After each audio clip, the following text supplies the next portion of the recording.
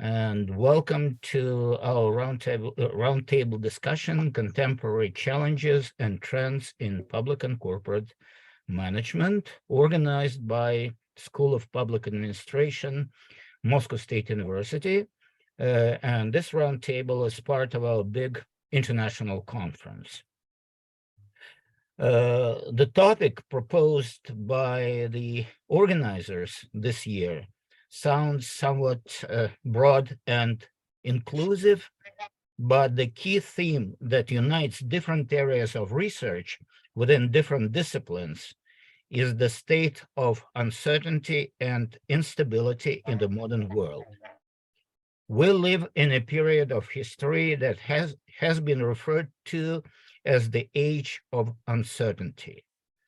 As early as back in 1973, Rittel and Weber, when elaborating on the issue of central planning, and back in 1973, this issue seemed somewhat relevant, stated that the world even then was full of problems beyond the deterministic reach of human or even artificial intelligence. A key hypothesis animating best-selling author Yuval Harari's popular trilogy, which is Sapiens, A Brief History of Humankind, Homo Deus, A Brief History of Tomorrow, and 21 Lessons for the 21st Century, is that we are now living in a new epoch, the rules of which are completely unknown. Modern world is sometimes referred to as a VUCA world, which is volatile, uncertain, complex, and ambiguous. However, as a British scholar Keith Grint puts it, uncertainty is an essential condition of humanity, and it's the existential anxiety that flows from that, which explains our desperate search for certainty, for regularity, for predictability, for causal logic, for science, and perhaps for religion.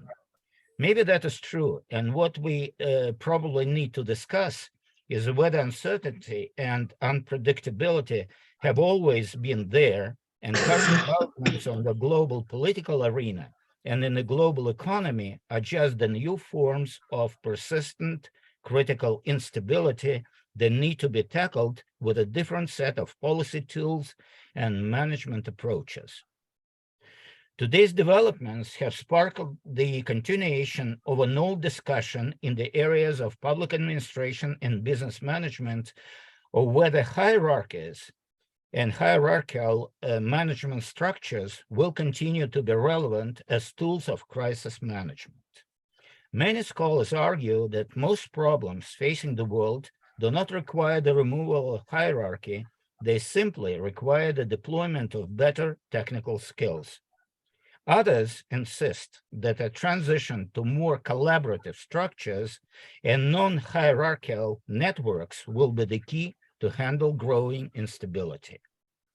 The complexity of overlapping problems facing every nation and all of us as the humankind might lead us to a conclusion that uncertainty is an inevitable part of life, and we need to learn how to adjust to uncertainty, and not just how to live with it, but how to manage it, and how to grow and develop in this age of uncertainty.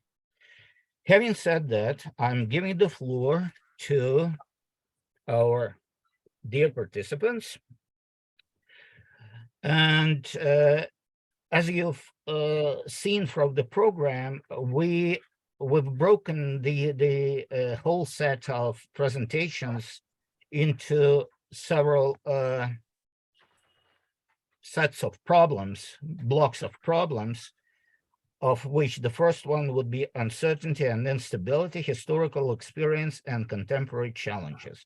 I would propose that we ask questions and make comments not after each presentation, but after this set of presentations, which would cover each of the blocks of problems. if that's okay with you. And I would remind that we have a very strict schedule, and please limit yourselves to 5 or 7 minutes of talking. Okay? Dear Professor, our first... could you please give me floor for 1 second, please? Okay, I'm as an organizer. My name is Olga Lvova, and the majority of our participants know me as the person who write and link and program and so on and so forth. Nice to meet you here in our university, Moscow State University. You can see it on the back, and I'm sitting here like my colleagues. And nice to meet you here. And I would ask you to make a general photo of us in the beginning of our event. If it is possible, please turn on your camera, and we will make a print screen, and it will be some kind of good memories for all of us. Okay. If you don't mind, please. Okay. And I will send these pictures to all of you after the event. Thank you. I can see almost everyone. And I will make some screenshots. Say cheese. 1. And 1 more. Thank you very much. I think these photos are very interesting and funny. Thank you very much. On behalf of all participants, I'd like to thank Olga for her efforts to organize today's events, and she worked really hard, and thank you, Olga. Not only Olga, but Tatiana Vyacheslaevna Zaitseva. Yes, that's what I wanted to say next. And thank you, Professor Zaitseva, Tatiana Vyacheslaevna Zaitseva, also for your effort and for your contribution to organizing this event, which was also very valuable. Thank you so much. Okay, our first speaker today is Marcus Guest, our participant from the UK, who probably represents the Russian university today, right? Yeah, I do. Sorry. No. Yep, I do. So my presentation will be perhaps a minute or two over the 7-minute limit, Alexandra, if that's okay. I have tried to bring it down, but it won't be much more than that. So if I share my screen now, hopefully you'll be able to see it. Mm-hmm. And I'll just need to put it on to play. Okay, just one moment. I just need to minimize that. So I'm starting with my bio for the simple reason that I want to show you that I'm coming from a business background with this talk. So I'm going to be talking about a contemporary challenge in business management rather than other sorts of management. As you've already mentioned, we're living in an increasingly uncertain world, as this data from the World Uncertainty Index appears to be suggesting. And one of the challenges that we have is that the traditional assumptions we've been operating with are now being challenged. Until now, we've assumed that if we put the right information in front of the right people at the right time, they'll make the right decision. But uncertainty means people often don't see what's in front of them. Even if they do see it, they may not pay attention to what matters. And action, of course, is an entirely separate issue. So what I'm proposing in this talk is a new algorithm, or discussing a new algorithm for acting in an uncertain world. How do we see the data in front of us? How can we learn to pay attention to what matters? And then how do we act effectively? So let's start at the end with acting effectively. The first thing is that there are 3 very good reasons why we can no longer rely on best practices for action, if we ever could. And the first is a focus on best practices, focus on form over substance. And the physicist Richard Feynman explained this beautifully with the story of an island in the South Pacific Sea that the US used as a supply base during the war.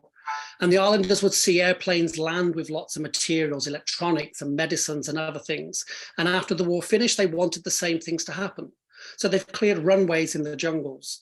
They've put fires along the runway so they're lit up at night. They've made a wooden hut for a man to sit in, and he's got 2 wooden pieces on his head like headphones with bamboo sticking out like antennas.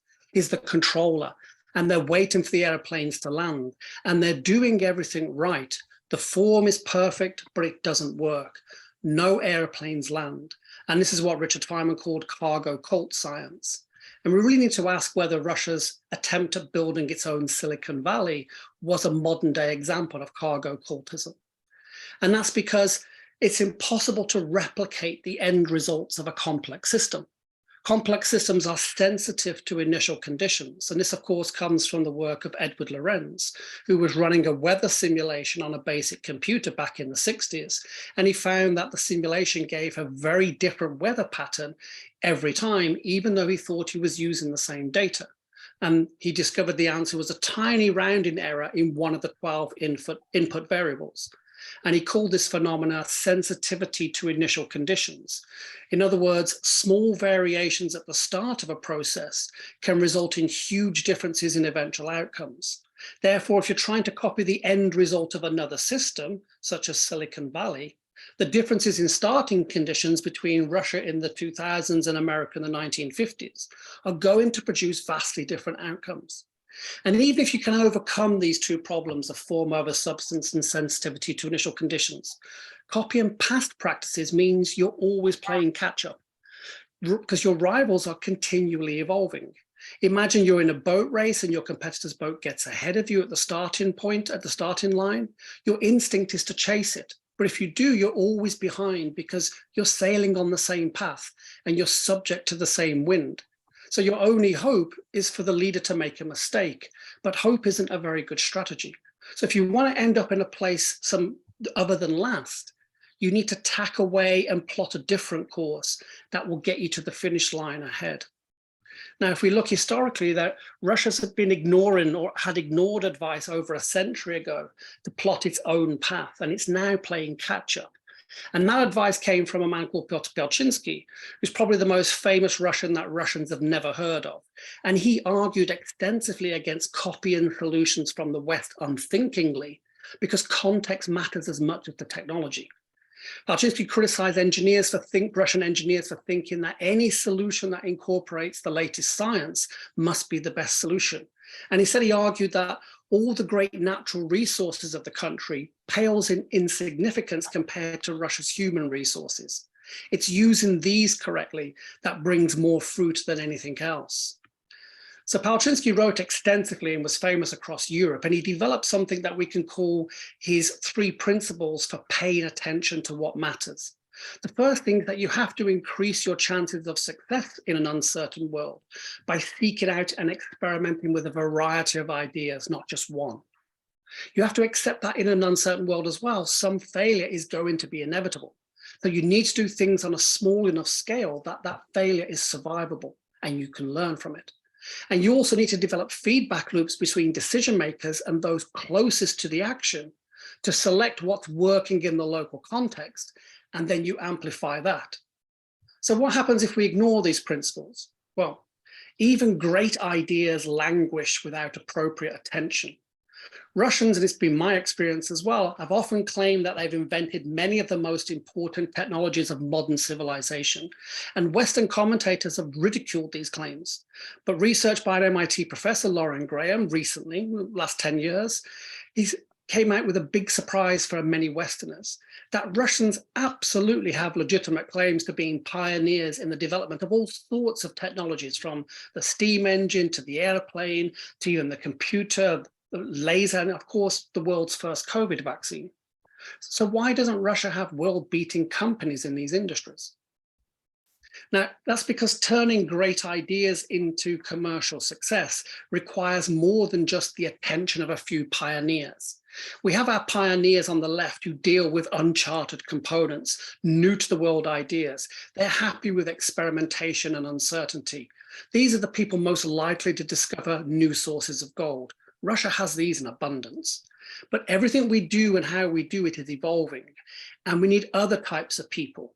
We need those that we call settlers who are focused on commercial activities.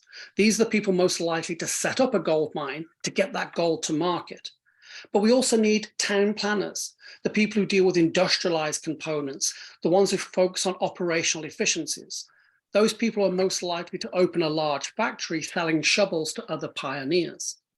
So if you use a map, and we use Wardley maps, and Wardley maps are open source, so they're free to use, it provides a common language for these diverse people to see their landscape clearly. So we start by understanding who the users are. Let's say society needs a vaccine. That's our user need. This is our North Star. It's everything that we're focused on is delivering that.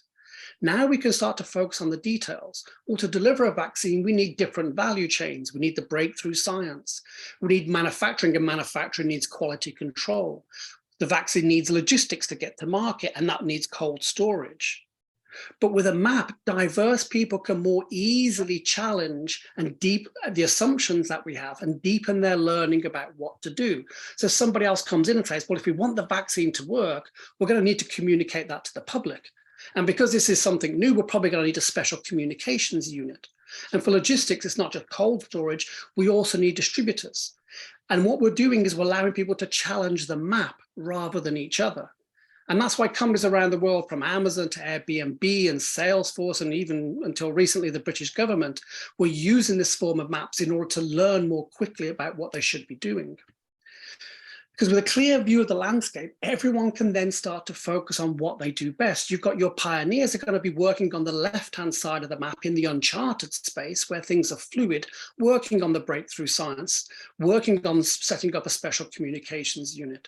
The town planners on the right will be working on the known things and the costs of doing business like logistics and cold storage.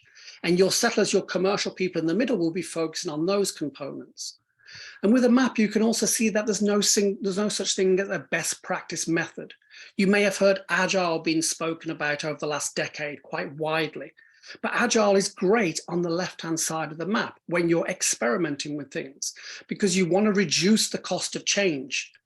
But Agile becomes increasingly weak and is very weak on the right-hand side of the map in the industrialized space, because here you're dealing with platforms like electricity as a utility and computing as a utility, and you're focusing on reducing deviation, and Agile is terrible for that. So you need to use different methods like Six Sigma or outsourcing it to utility providers.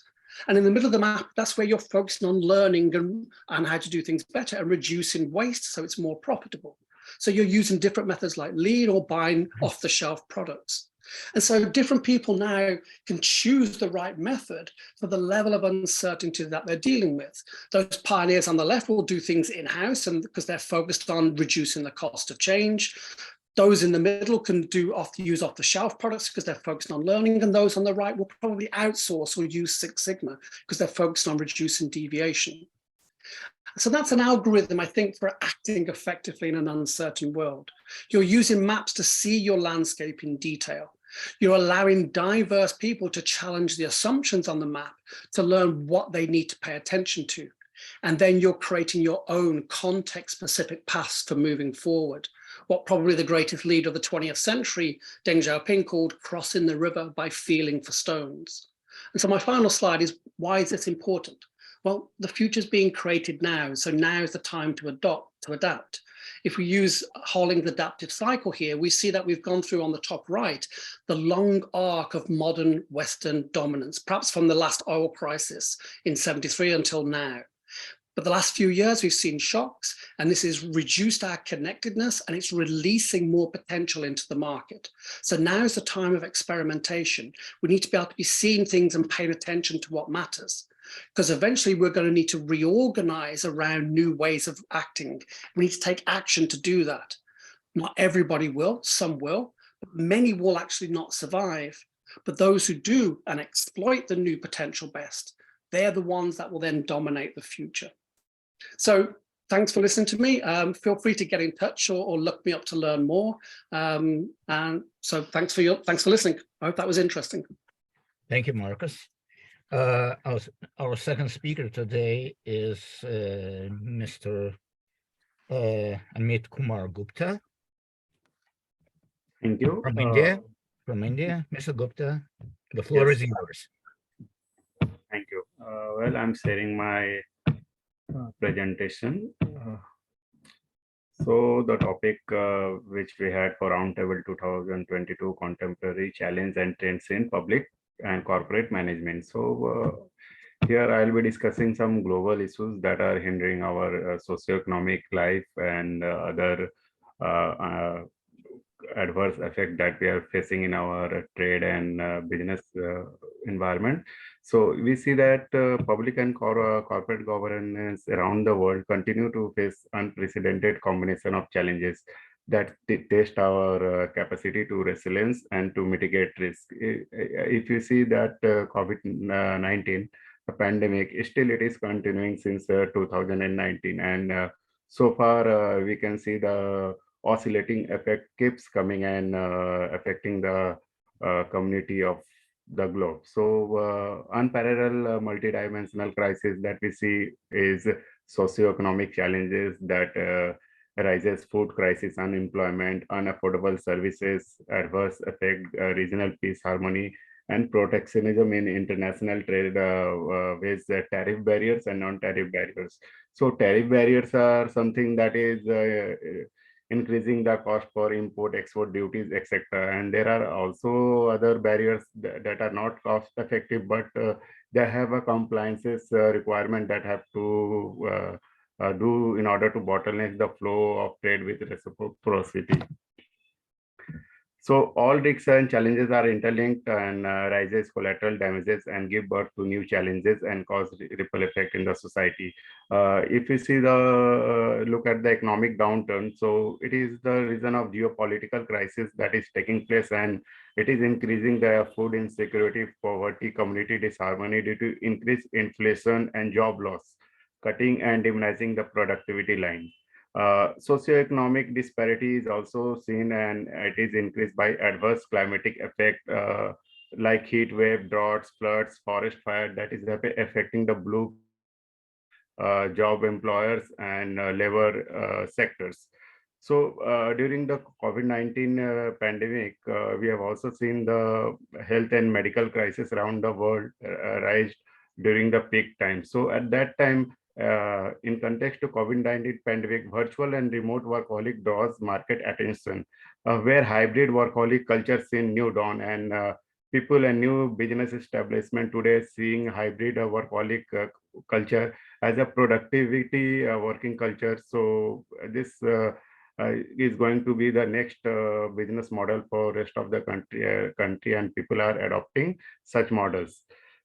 Here in COVID period also, we have actually felt the necessity of digital operation and how it is the information and communication technology act as a backbone tool for all services virtually and remotely. So if we couldn't have the ICT or IT as a service during COVID, maybe our business operation would have come to halt, or we would have faced more economic crisis than what we have seen in the earlier stage. This year also witnessed war in Ukraine further exacerbated the global economic slowdown, hindered the achievement of supply chain due to conflicts and sanctions. Unilateral imposition of sanctions further at the risk of breach of trust building and further obstacle reaching at consensus decision. So all these trending issues and challenges can be categorized and required intervention from global responder and government prerogative for its addressal and mitigation. All it requires is strong leadership and political willingness to do so. This crisis categorization, as per Ali Frasman 2001, argues there are 4 contexts of crisis: political, leadership, environment, and economic. So in continuation to it, I have added the 5th context, that is peace, which are intellectual, tech race, diplomacy spirit, lack of diplomacy spirit, cultural rates at its core. So because of this, there is also a compromise in the peace among the nation, and is affecting the harmony of the region and international peace. So crisis can be of natural consequence or man-made. Man-made crisis can be 2 types: incidental, that is intentional, like terrorism or any major such event that takes place with the human intention and provocation. And there is some other is accidental, that is unintentional, that like car accident, train accident. So in order to mitigate major risk, it is to abide by the international laws and tribunals guidelines of the UN and other multilateral bodies in their sovereign capacity, either bilaterally or through multilateral engagement. So in continuation to that, political, economic, leadership, and peace all are categorized into hurdles that affect the public and corporate governance. affect our economic slowdown. Almost we have seen everywhere. Energy crisis in Europe that we are seeing. It's all about political, economical leadership crisis that is happening. Inflation increased due to dollar dominance and hegemony.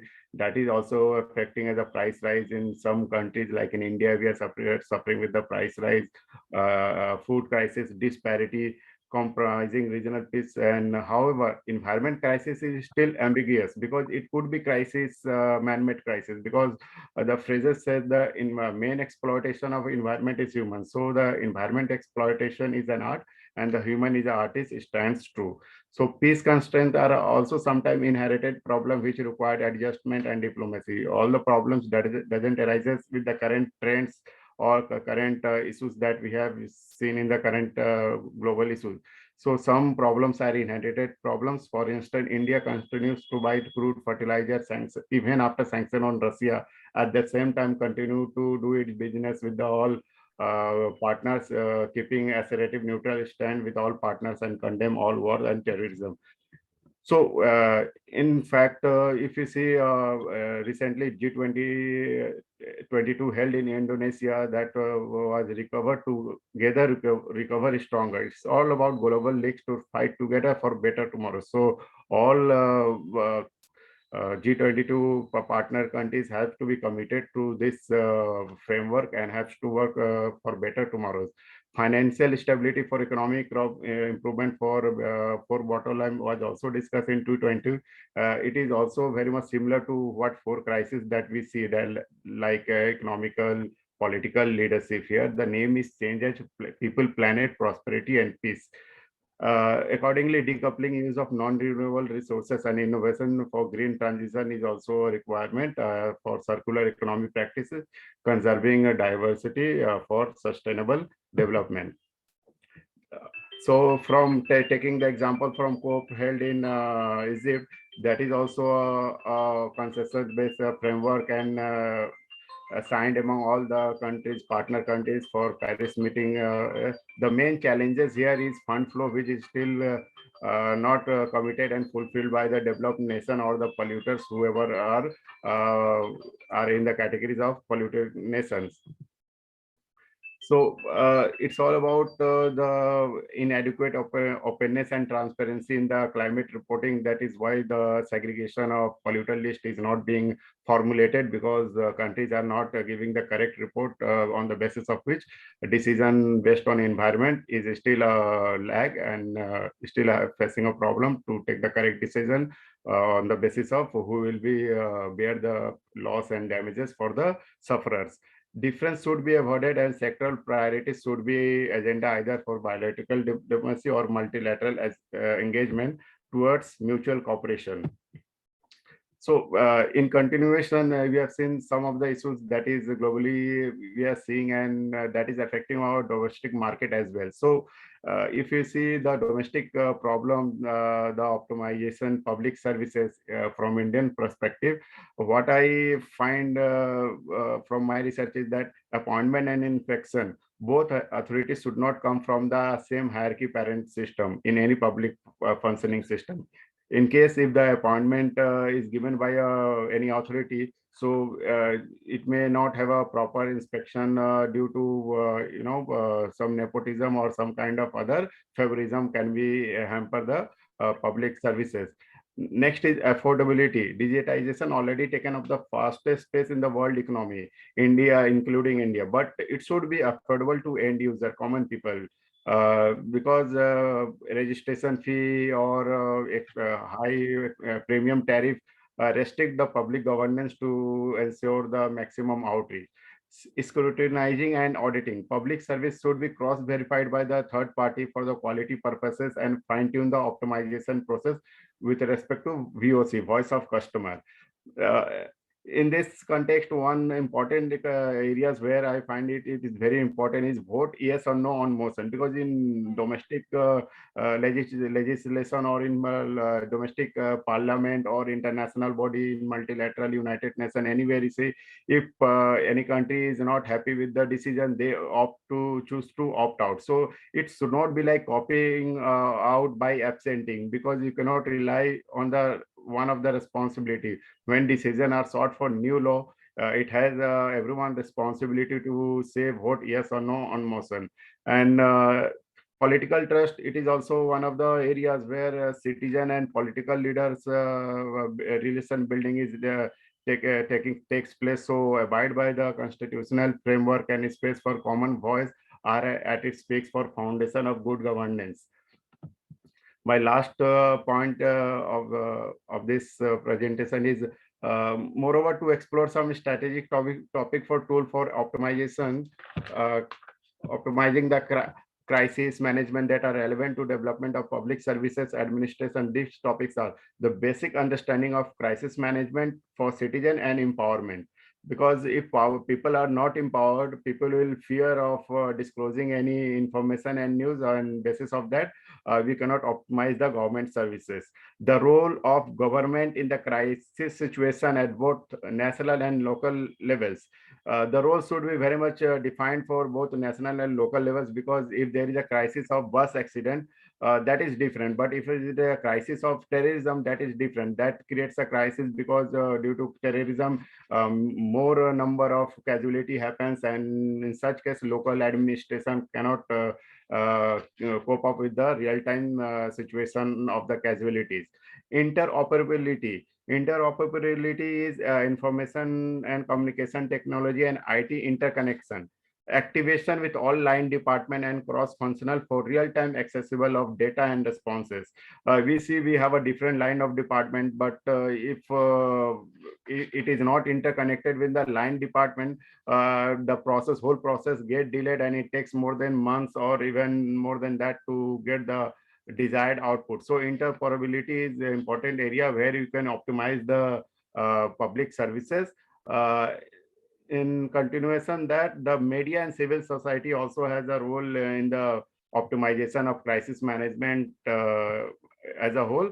So this is from my side, and I convey my thanks to everyone for the patience to hear my presentation. And thank you, Mr. Gupta. Our next speaker, would you please wrap up the presentation? Would you please close your presentation? Okay, thank you so much. Our next speaker is Professor Vasily Stratov, Moscow State University. Professor Stratov, the floor is yours. First, I must apologize. I'm a little bit unwell right now. I have a flu, probably a new one, probably an old one. But I was planning to speak not on new problems, but on my own recollections related to one of the previous crises. Okay, and that was the early 90s, because at that particular period, I quite unexpectedly joined the foreign service of first Soviet Union and then Russian Federation, directly from the position of Deputy Dean of the History Department of Moscow State University, and returned to exactly the same position at the History Department 25 years later. So what was the experience of a civil servant in the service of new government, first old and new, and what were the peculiarities of that period? First, I must say that, yes, Soviet Union was notorious for being a follower of a planned economy. If somebody would ask you what are the advantages of socialism, one of the first points would be planned economy. Of course, in very many respects, it was a myth, because the plans were based on political ideas, not on economic ideas, on lobbying efforts of local and other authorities. And as a result of that, it was mostly proclaimed to be planned economy. But from another point of view, it was considered to be a situation within the Soviet Union when you were able to have your planned life, at least. At least you would be able to say that by that age, I would be at that position, but another age, another position. And more or less, the environment was supposed to be stable. Well, now, what happened in the late 1991, early 1992, not just a collapse of the ideology, of the previous ideology, but the collapse of the state as well. And the state interests were in question. What was an advantage of Russian Federation being compared with all other newly independent states? Because it inherited, the Russian Federation inherited from the Soviet Union the civil service as an institution. So the institution was mostly inherited. And as far as, for example, the Ministry of Foreign Affairs was concerned, it was inherited for roughly 90%, because I think that less than 10% were transformed voluntarily, by the way, to other ministries of foreign affairs of other newly independent states. Well, as a result of that, that was at least a continuation of expertise. But from another point of view, this expertise was completely outdated. So from the very beginning, it was supposed to be produced a new strategy. So the strategy itself was more or less clear. It might be compared with the strategy during the World War II, when the Soviet Union, then the foreign policy of the Soviet Union was devoted to one and the same thing. And this one and the same thing was providing the state with as good political environment for the continuation of the war as possible. You were supposed to have as many allies as possible, and your enemy was supposed to have as little allies as possible. So that's more or less how it worked. Well, in the beginning of the 90s, the major problem of the state was a mere survival and the revival of the economy and return to more or less stable situation. So what was the role of foreign policy? Provide with the opportunity to do this task, meaning positive environment, no attempts, well, no wars, of course, and friendly as possible with everyone else. So that is more or less the tactic. But if you go to the precise details how to achieve that, there was always some problems. The major problem was, of course, money. Money was, I would say, disappeared. If we go to so-called hard currency, it simply was swept away, nothing. And as a result of that, well, for example, by the end of 1991, the deficit well, not the deficit, but the amount Soviet Union was supposed to pay to others, being compared with the amount Soviet Union had at its disposal, was minus $10 billion. So $10 billion were lacking. And at the beginning, the major problem was how to finance the foreign policy, how to finance the embassies. And I remember my friends telling me that the last thing they were still paying for the commodities and for the day-to-day life of their embassies was what? Sewage. Because if you don't pay for sewage, you have real problems. If you don't have electricity, probably less. It's a problem, of course, but sewage is worse. Okay, so that was the situation. It's a little bit of a joke, but that was how it turned to be in by the turn of 1992. Well, another thing which was, of course, a problem, but in case you have more or less a strategy, but you must understand how to deal with one country or another. For example, to save money, there was an idea to close embassies, but it was very soon understood that to save some money in future by closing embassies, you have to spend much more for the process of all the procedures related to closing one embassy. So as a result of that, it was given up, the whole idea. And another point was how to deal with each and every country. As a result of that, there was an idea by the minister that each department would provide with their ideas how to deal with their field of responsibility, just with an idea that it's new policy, new country, new friends, adding to old friends. Well, as a result of that, it was a huge document written in the spring of 1992. Well, and as a result of it, I'm glad we have an Indian friend here. I recollect because I recollect one thing, that this document, a big document, was leaked to the press, and the press published just extracts of just some points of this document. And for example, for for India and Pakistan, there was only one point: be friendly with Pakistan, and no mention of India, because it was new.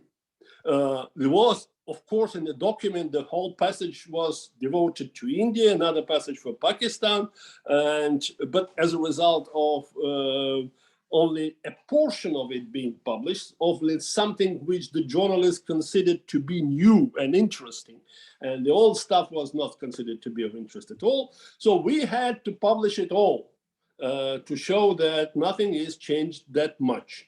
Well, but basically speaking, what was the major problem then? The major problem was that the horizon for the planning was at most half a year. What does it mean? Well, for example, we had established relations with the newly born European Union. And the European Union, even in those days, had very good civil service of their own bureaucracy. So each time a decision is being taken, the bureaucracy would provide a roadmap for year, for the next year, and for decade. When they were looking at us, and was asking that in a 2 years' time, we are supposed to provide a document. 2 years' time. 2 years' time, it's an epoch. 2 years' time ago, it was another country. So for 2 years, nobody was thinking at all. No, everyone was thinking at most for half a year. So, well, that means that only in a year, the European diplomats would learn that we began to do something which was supposed to be provided in a half a year's time. Well, of course, in a way it was fun, but from another point of view, it was, excuse me, sorry. Well, but there was something to be paid for that. If you were not able to think about your budget for the next year or the year after that next year, what does it mean? You are thinking only about the current year, and the only way, the only point you have in your agenda is survival. But as a result of that, what did we have? Well, we had a default of 1998 because everything was just temporarily and just for the time being, notwithstanding the fact, I repeat, that strategically it was understandable what to do, but what to do year by year, it was always, well, I would say challenging. Well, unfortunately, I have, well, the point is that in this mood I have, I can only speak for about 10 minutes or so. Then have to give up. Notwithstanding the fact that I'm able to tell something else, but it was told from the very beginning that we have 7 to 10 minutes. So I had my limit. Thank you very much. Thank you. Sorry. Thank you, Professor Istratov.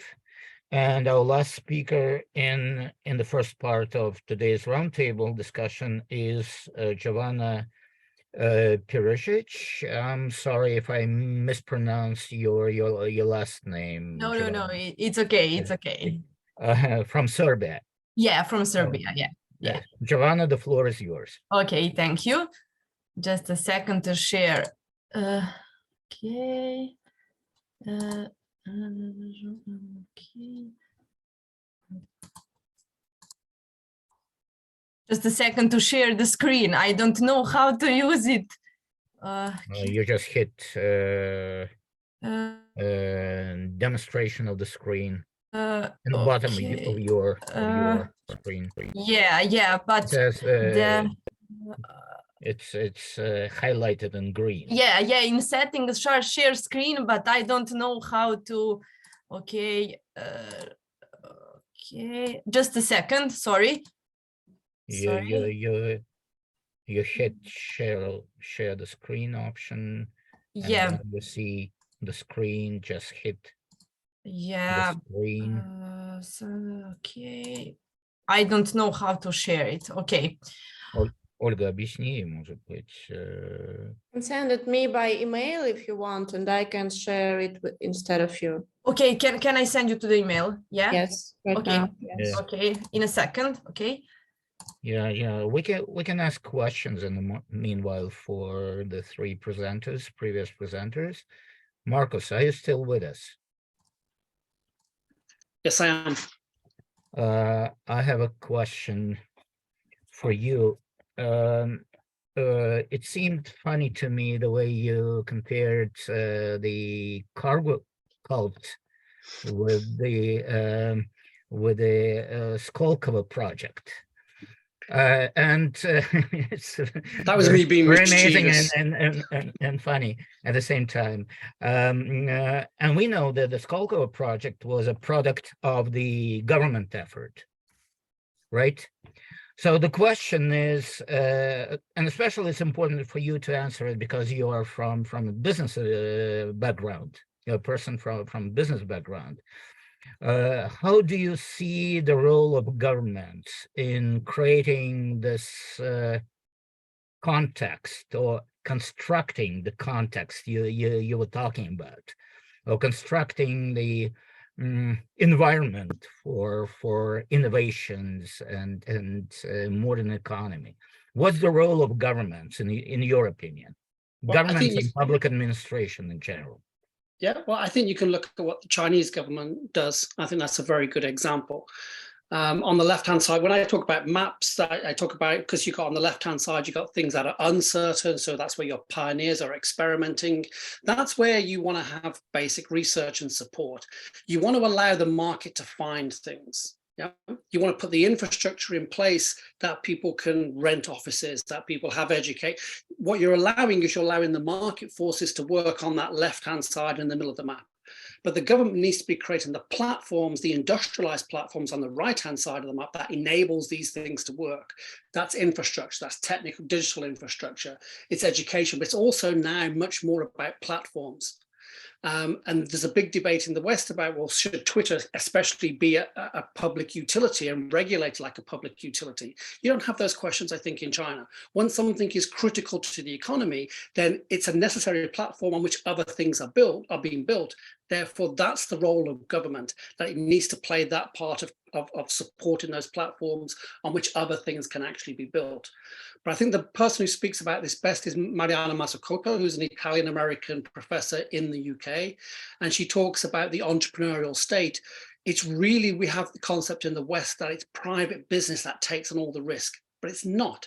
It's actually government that takes on the risk, because it's the only one with the long enough time horizon of thinking that it's going to take on the big missions like missions to the moon or big investments that take 20 or 30 years to get returns. And that's not what private business does, because it's looking for short-term returns. So I think government has a long-term role. It has a role on the industrialized platforms on which other things can be created. And then it needs to step back and allow things to get out of the way. But unfortunately, we have in the West this extreme idea that the market decides everything. And in Russia, you're moving away from the idea, but historically, it's been that the government decides everything. It's somewhere in between. Different parts of the landscape, you're going to need different methods. And government needs to be playing its role in its part of the landscape. It's not going to be everything. It's going to be something. Okay, thank you. Kelly Ferreira, I see your raised hand, and welcome to the roundtable, by the way.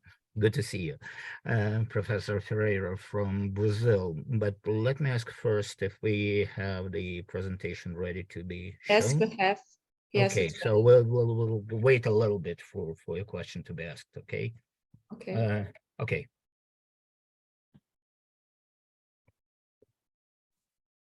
Okay. I wish you everyone a good day. I'm Jovana Perišić. I'm a PhD student at the Department of History at Faculty of Philosophy, University of Belgrade in Serbia. My topic for today is social policy in the 90s in the light of sanctions in the Federal Republic of Yugoslavia. Although I will talk about like events of the 30 years ago, this topic is still very relevant for today, especially in the light of current events. Okay, okay. Okay, at the end of the 19th century, two very significant processes took place at the same time, which fundamentally changed the picture of the world. On the one hand, the collapse of the bloc division, collapse of the Soviet Union, and the other hand, the collapse of Yugoslavia. When in the end of the 80s, it became apparent that communism was approaching its collapse, Yugoslavia gradually began to lose the importance it had previously had in international relations. This did not happen because Tito had died, but because the circumstances under which he became an important leader. Okay, when we talk about the sanctions in the 90s, in order to trace the events, we must go back to the Yugoslavia in the 80s, to the decades after the Tito's death, when Yugoslavia rapidly began to be powerless. After the death of its president, Josip Broz Tito, Yugoslavia began to fall into a growing political, economic, and social crisis. The republics were looking to gain independence as soon as possible, and the common welfare of the state was no longer put in the foreground. Due to the impossibility of the political system at that time to keep up with all the changes that took place in society, like in the world economy, Yugoslavia failed to maintain the federation in its entirety. The disintegration of Yugoslavia was actually characterized by the consequences of long-term cover-up the problems in the 60s and the 70s, such as the international crisis of the system, increasingly frequent inter-republican conflicts, a stagnant economy, and rising unemployment.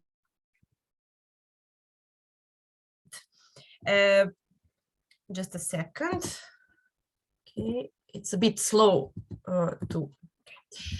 Okay, Federal Republic Yugoslavia spent a good part of the 90s under the wide-ranging system of sanctions applied by the United Nations, but the United States also played one of the most significant roles in the process, on the negative way, of course. During the Cold War, as well as after, the United States used the various means and instruments of foreign policy in order to achieve a dominant role in global processes. In the post-Cold War era, as a result of changing relations on the international political scene, the possibility for different ways of applying foreign policy funds opened up. As one of these funds is sanctions, and sanctions experienced its all wider application during the last decade of the 20th century. You can see the map here of the Federal Republic of Yugoslavia, Serbia and Montenegro with Kosovo and Vojvodina during the 19th. Okay, just a second. What is the role of sanctions? Sanctions do not have to be applied only to a particular state, but also on a particular group of people. A sanction is a reaction of society or a significant number of its members to a way of behaving which is approved, like positive sanction, or disapproved, like negative sanction. The use of boycott instead of ballots became widespread during the 90s. The goal is to avoid the use of force. Although in practice, it has shown that sanctions were almost regular and accompanying means during military intervention. According to its efficiency, economic sanctions give far more results, but the broader political context of introducing sanctions leaves far stronger and far negative impression on society.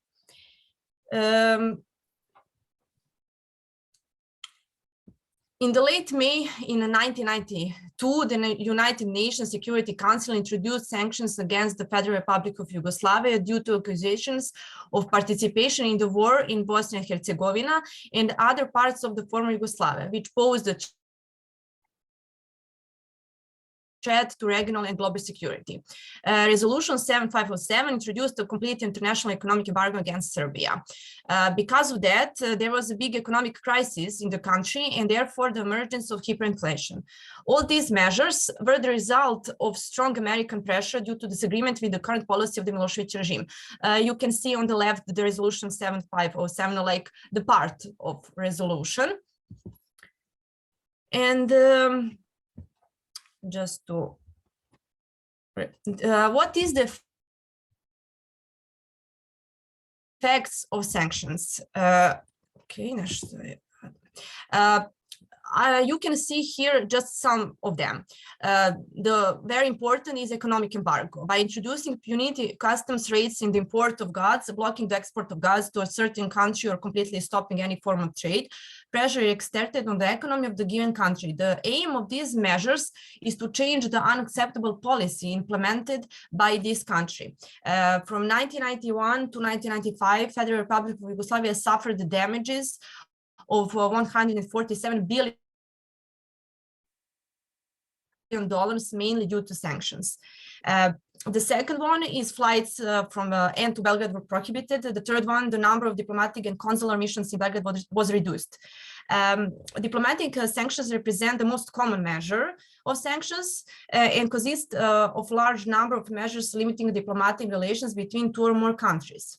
The fourth one is the scientific, technical, and cultural cooperation with Yugoslavia, which was suspended. And the last one, but not the least one, is the participation of teams and individuals from the Federal Republic of Yugoslavia in international sports competitions was prohibited. As far as is known in the recent history of sports in history of 20th century, sports sanctions were applied in the case of Republic of South Africa and the Federal Republic of Yugoslavia. Sanctions isolated and completely blocked the status of sports and the possibility of any cooperation. Okay. What you can see here. Here, the photo in the left on the above corner shows a diagram of average salaries in the Serbia and Montenegro, in Federal Republic of Yugoslavia, in the period of the 60s, 70s, 80s, and up to 1993. The picture you can see here how the salaries have been rising on dealing with or over time, like from above to lower. The picture next to it, you can see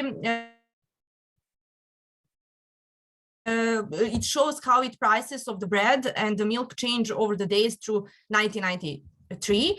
And the picture in the lower on the left corner show a crowd of people waiting for the bread. The picture next to it shows the empty shelves of grocery stores during the all 19s in Federal Republic of Yugoslavia. Okay.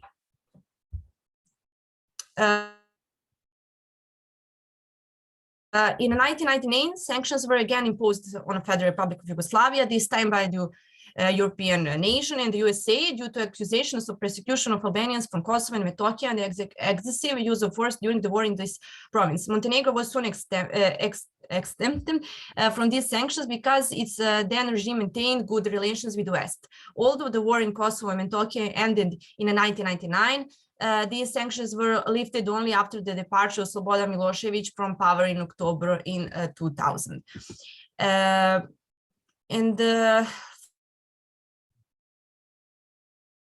For the conclusion, just a second, the sanctions had a devastating effect on the economy in Serbia. The period of sanctions in this country is remembered for the drastic drop in living standards and shortage of basic foodstuffs, medicine, and energy. You can see it in pictures. All this led to an increase in crime in the country, especially smuggling. Sanctions and the crisis of the 90s came into existence over a long period of time, and overcoming the effects also took time. Like maybe 10 years or more to recover from it. The recovery actually continues to this day, unfortunately, because the country never fully recovered from these sanctions. And that's for me. I shorten it very. Yeah, thank you, Giovanna, for your very interesting presentation. Thank you. Okay, and that's the end of our first part. Questions, please. Questions, remarks, comments. Anyone? Professor Ferreira, please. Thank you very much for the invitation. My question is for Marcos guest about his project. I thought really interesting. I'm from international relations area, and I was wondering that you have considered the work with about country branding.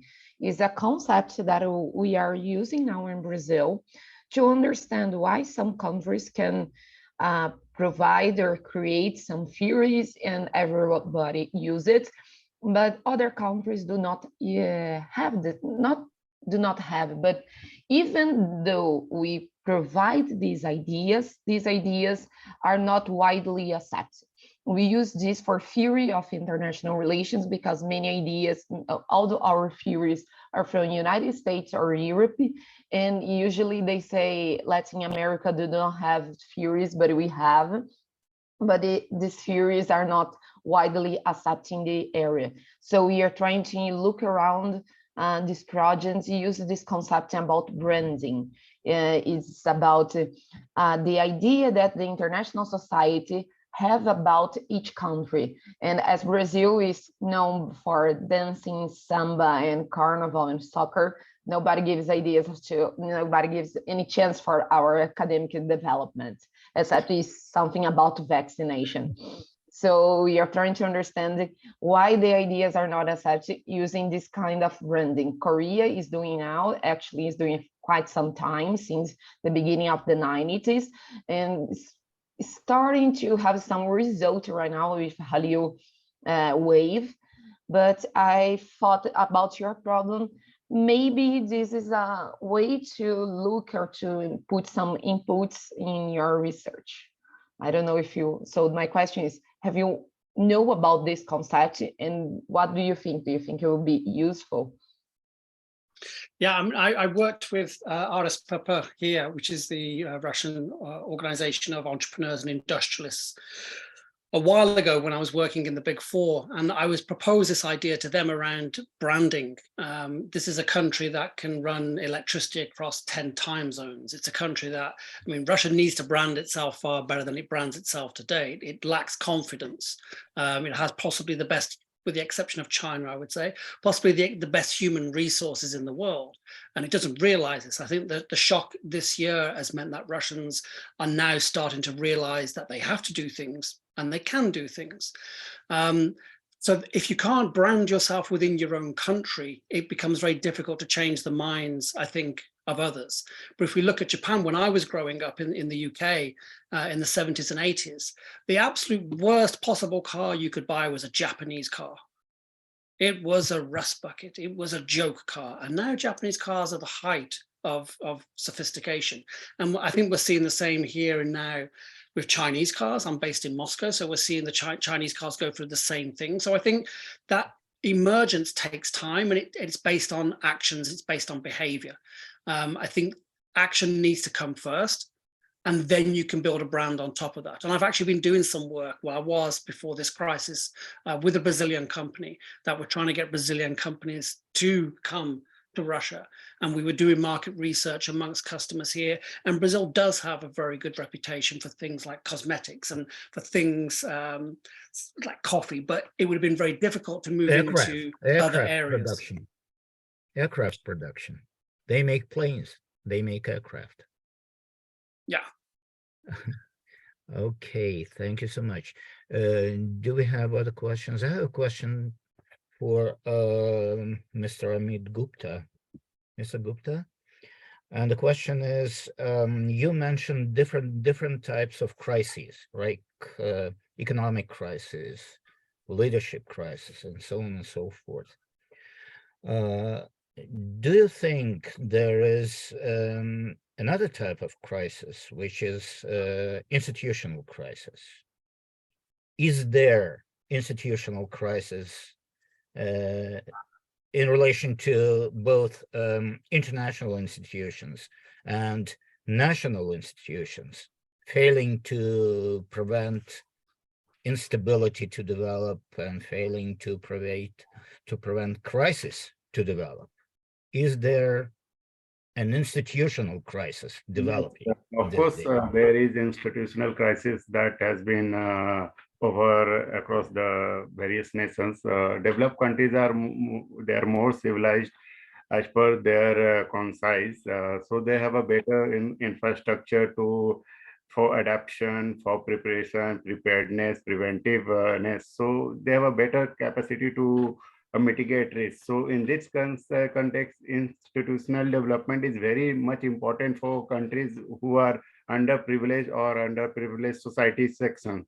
So institutional development is very much necessary, and it can be adopted through massive capacity building. So more and more skill development, capacity building sort of programs should be adopted at national level, international level to mitigate risks. And for this, the multilateral organizations, they have a framework, they have a better scientific research theories through which they can implement in the developing countries, in the vulnerable countries, and they can do a lot of changes in the far end for the end user. So there is, of course, a dire need for institutional development, capacity building across every section of the society, right from the root level to national level to international level.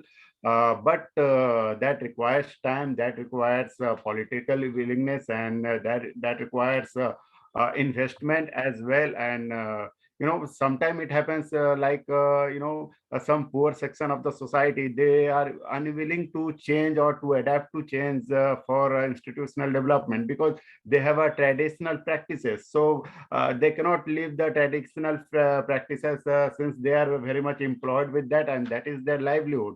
So government should come with better incentive policies so that that can look lucrative for them and they can think of some changes. So as a whole, what you have suggested, what you have mentioned, institutional development, capacity building at root level to national and international level is very much important and very much a dire need for as a human evolution and development, and to maintain the socio-economic upliftment, upgrades and everything. Thank you so much. Any other questions or comments? I have a brief question for Professor Stratov as well. Vasily Nikolaevich, do you hear me? Oh, he is participating in a different event, in a different conference now. Okay. Okay. Alexander, if I may, I actually have a visual answer to the first question that you sent me. Okay. If I can I'll just share. So this is what we would understand is a government strategy for improving an economy, that the government on the left-hand side would then be investing in many small capital investments over many different efforts. So you're spreading your net very, very wide, you're exploring, and then you allow the market to choose the winners. You allow the market to understand that it will evolve through supply and demand competition. That's where the market works. But on the right-hand side, this is where, again, the government has to get involved again to use large capital investments, focus on a few efforts that become critical platforms for the rest of the economy. So you think about computing, that then allows machine learning. As machine learning evolves, that platform then will allow artificial intelligence. So that platform then becomes something that can be, again, developed at a higher level, moving up the value chain. And I think this is something that we see China doing extremely well. And that's why China is outperforming economies, not just because of its size or its manufacturing, but because of its strategic gameplay is exceptional. And so it's investing in the extremes, and it's allowing the market to work in the middle. And I think that's a model that other countries, not Western countries, because they're fundamental about the market, but non-fundamentalist market countries, that's a model that they could follow. Oh, thank you, Marcus, for your very interesting comment. Okay, anyone? Vasily Nikolaevich, do you hear me? Vasily Nikolaevich, do you hear me? Professor Stratov, can you hear me? Would you turn your... Okay, I'm with you. I'm sorry. I'm at another Zoom conference with I understand that. For another purpose. Sorry about it. Okay, so I'm back. I'm with you. I have one question for you. You mentioned a very interesting problem of institutional inheritance, and we know, is it really about people or about rules and procedures and so on and so forth? Because we know that after the Bolshevik Revolution in Russia in 1917, most of the new Soviet institutions inherited the same people. Up to 80% of public servants who worked in people's commissariats or ministries of first Soviet governments were ex-Russian or before the revolution public servants, but the policies were quite different. So based on your personal experience as one of the top Russian diplomats, when we discuss inheritance, is it about public servants, same people that continue working in those new institutions, or it's about institutional memories of those government bodies, meaning rules, procedures, practices, and so on and so forth? Well, from my personal experience, I think that the answer would be both, because institutional memory was a major advantage we had. Furthermore, institutional expertise, I would add to that, because we had inherited from the previous state people who worked at several different environments. For example, would knew Vietnamese or Hungarian, or would spend half of their life in Latin America or whatever. So their personal experience and institutional experience was there. What is a problem, presumably, unfortunately, I was not able to hear the question from the very beginning, is that whether this personal continuation was a problem from the point of view of completely new policy these people were supposed to follow. My own assumption is no problem, because those who had problems, and there were few, by few I mean few, very little, well, they had quit. But these few means less than 5%. Others were, well, some of them, by the way, quit, not for the purpose of political problems with the new government, but because they had better options elsewhere, mostly with private business. While if we would add those people, there would be probably up to 20% who had quit at that period. But for political purposes, very little number. And that is one of the proofs for myself that by the end of the existence of the Soviet Union, the ideological purity of Bolshevik state as of beginning of the 20th century disappeared, faded away. And the people, well, by the way, I had my personal experience there. You know that probably one of the prerequisites for a person joining the foreign service of the Soviet Union was that they were from workers or peasants family, and that they were from those ranks. And I was asking people, well, what was your family before 1917 or before 1929? And the majority would say, well, they were kulaks. Wealthy peasants. Wealthy peasants, not poor peasants, which were supposed to be the basis for the acting of this new state. And that was my personal endeavor. I was asking them on my own, without any kind of, well, that was just private conversations. Well, so probably because of that, it proved to be, by that time, well, I mean, the late 80s, early 90s, to be considered by the majority of the civil service to be a false goal. Well, I mean, communism. Probably due to somebody's mistakes or probably due to something else.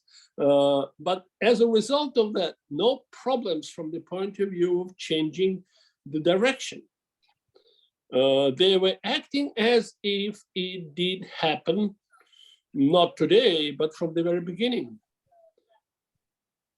So probably I was able to ask a question which I probably was not be able to hear from the very beginning. I'm sorry that I'm attending a different Zoom conference at the same time. Thank you for your input. Thank you so much. But I'm ready to answer any other question if it emerges. All right. Okay. Right. Thank you so much. Do we have any other comments? Okay. So I think we can proceed to the second part of today's discussion, which is dimensions of crisis management.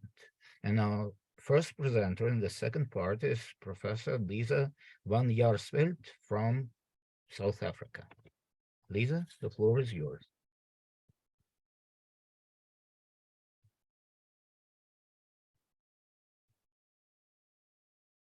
Lisa, I can't hear you.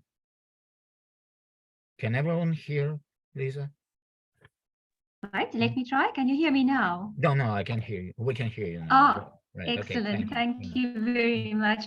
Is my slides showing on your side? Yes, it is. Okay, let me just make it a little bit bigger so that we can start from the beginning. Okay. Thank you very much for inviting me and giving me the opportunity to participate in your roundtable again this year. I really appreciate it. It's always lovely to interact with all my colleagues. So for this year, I am talking about trust in government and where are we going next with this concept of trust. And I did try to limit my presentation and my slides because I enjoy talking. So I will try not to overstate the time that you allocated to me. But I thought this concept of trust is extremely important in the world that we are currently living in.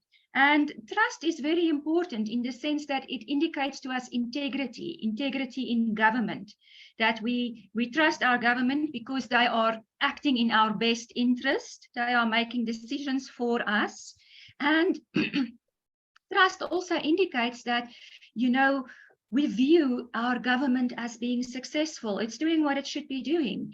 And we have confidence in our government when we have trust in our government. And also it results in social cohesion, growth and development within a country. Because when you have trust in your government, it means it's got stability.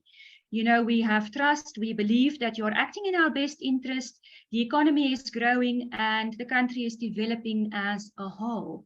And also when there's trust within a government, we know that, you know, people are willing to abide by the laws, the policies that's being created by the government, that these citizens pay their taxes, they adhere to what is happening within government because we have trust in that government. However, in the time that we are currently living in, we see that this trust is really dwindling. It's getting less and less and less. And this dwindling trust is not just between citizens and our respective governments.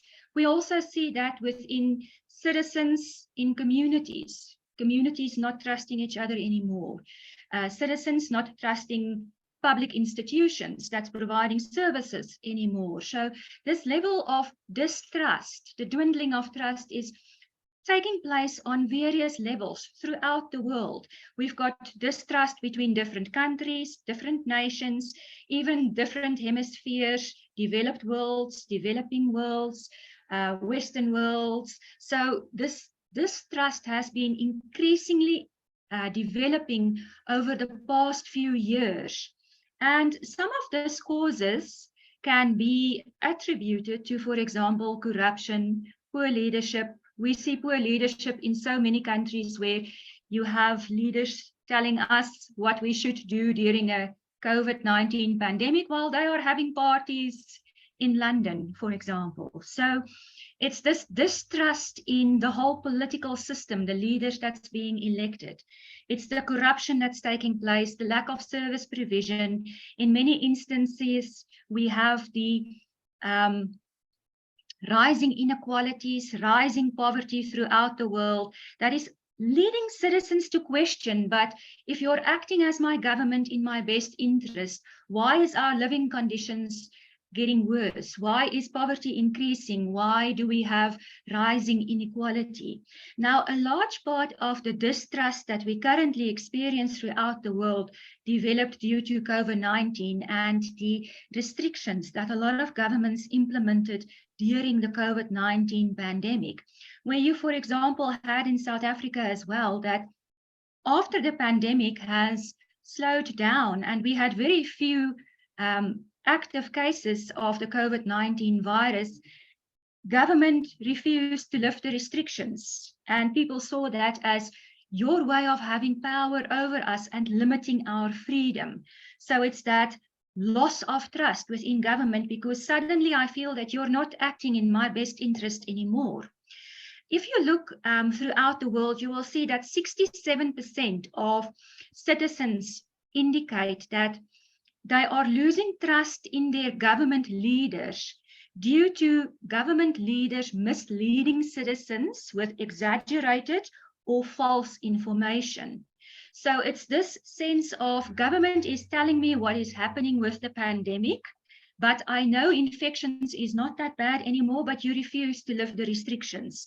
So it's a large sense of citizens starting to question, should I be trusting what government is telling me, because I don't perceive this as being the real situation out there in the world.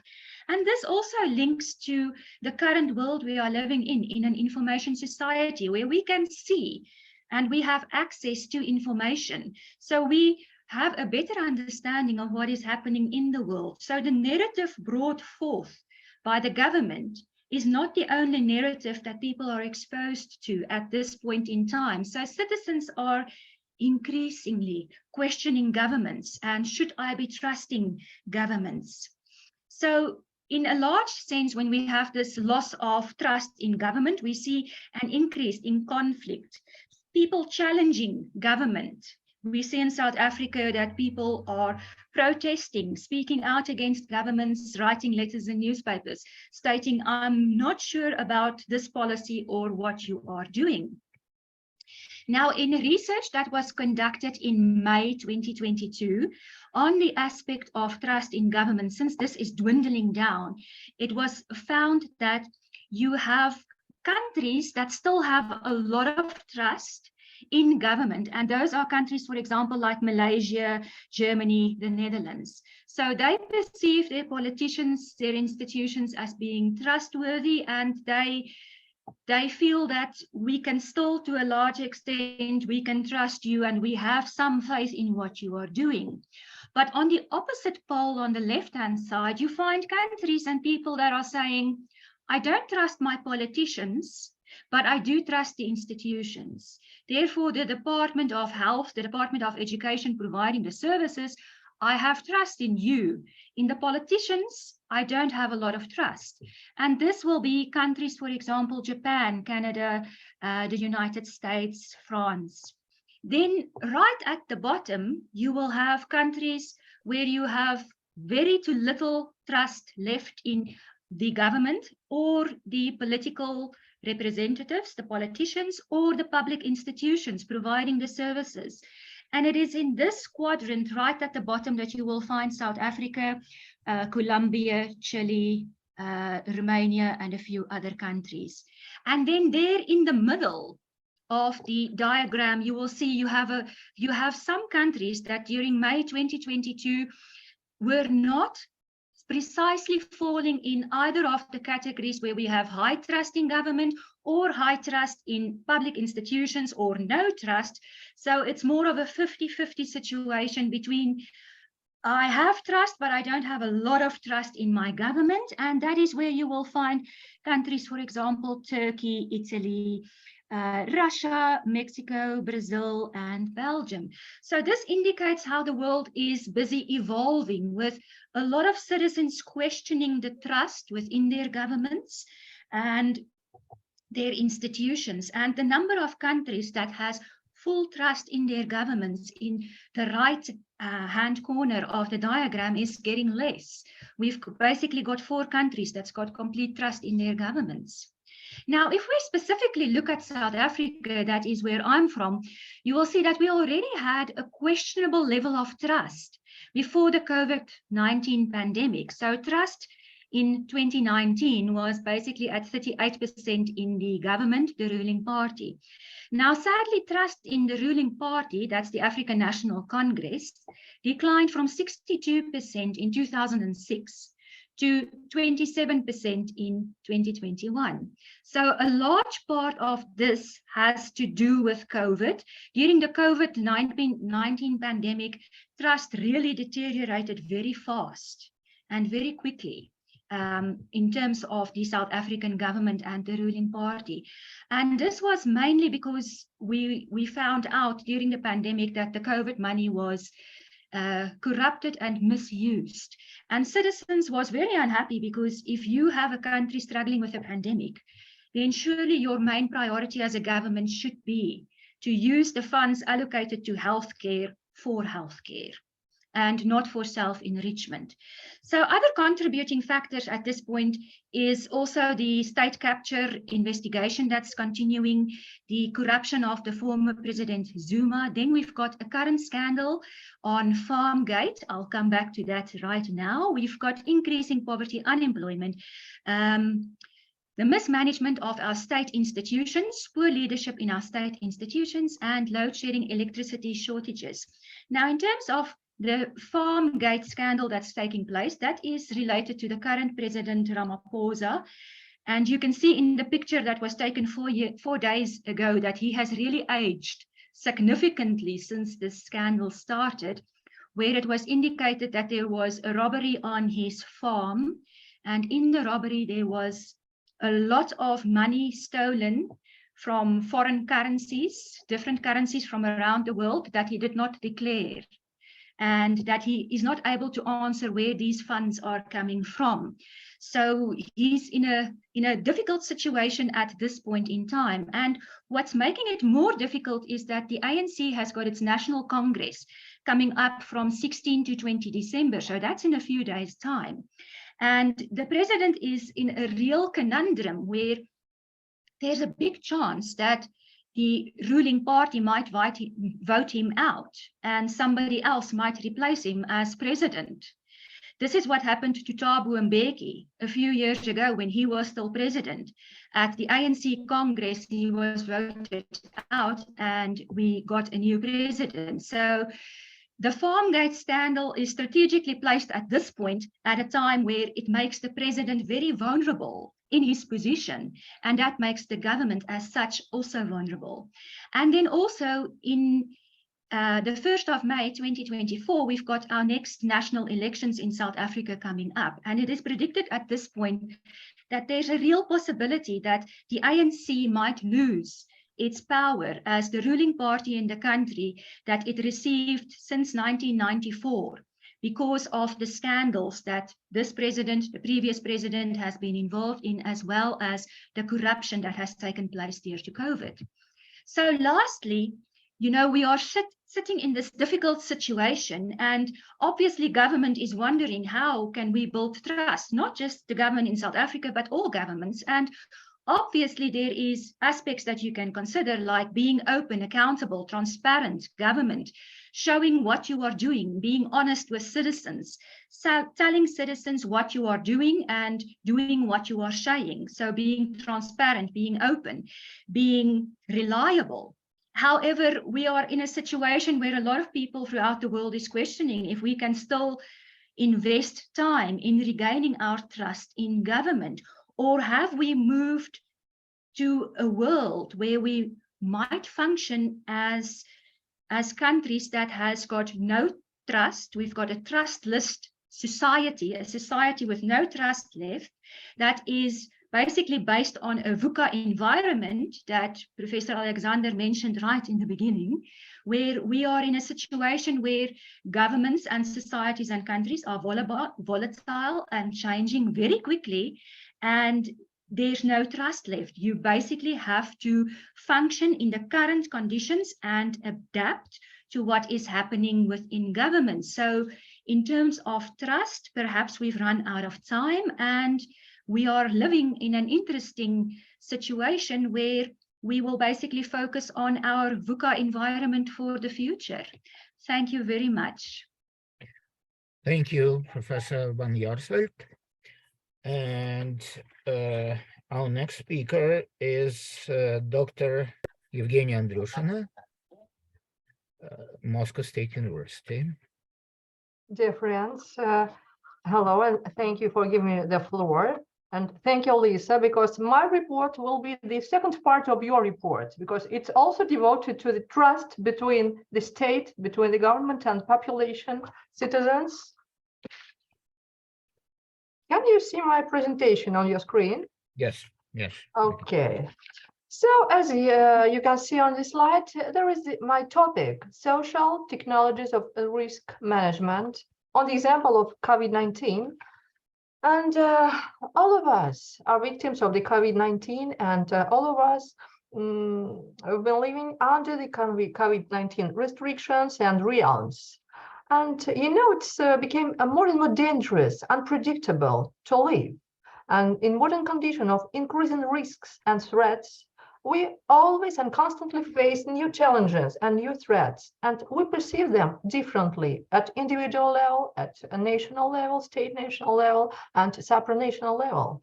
And another global challenge that has become the infodemic, which can be defined as an excess of information about the pandemic COVID-19, about what is it, about its sources, its consequences. And this information can be both accurate and unreliable at the same time. So the basis, the core essence of the infodemic is fake, false information about pandemic itself.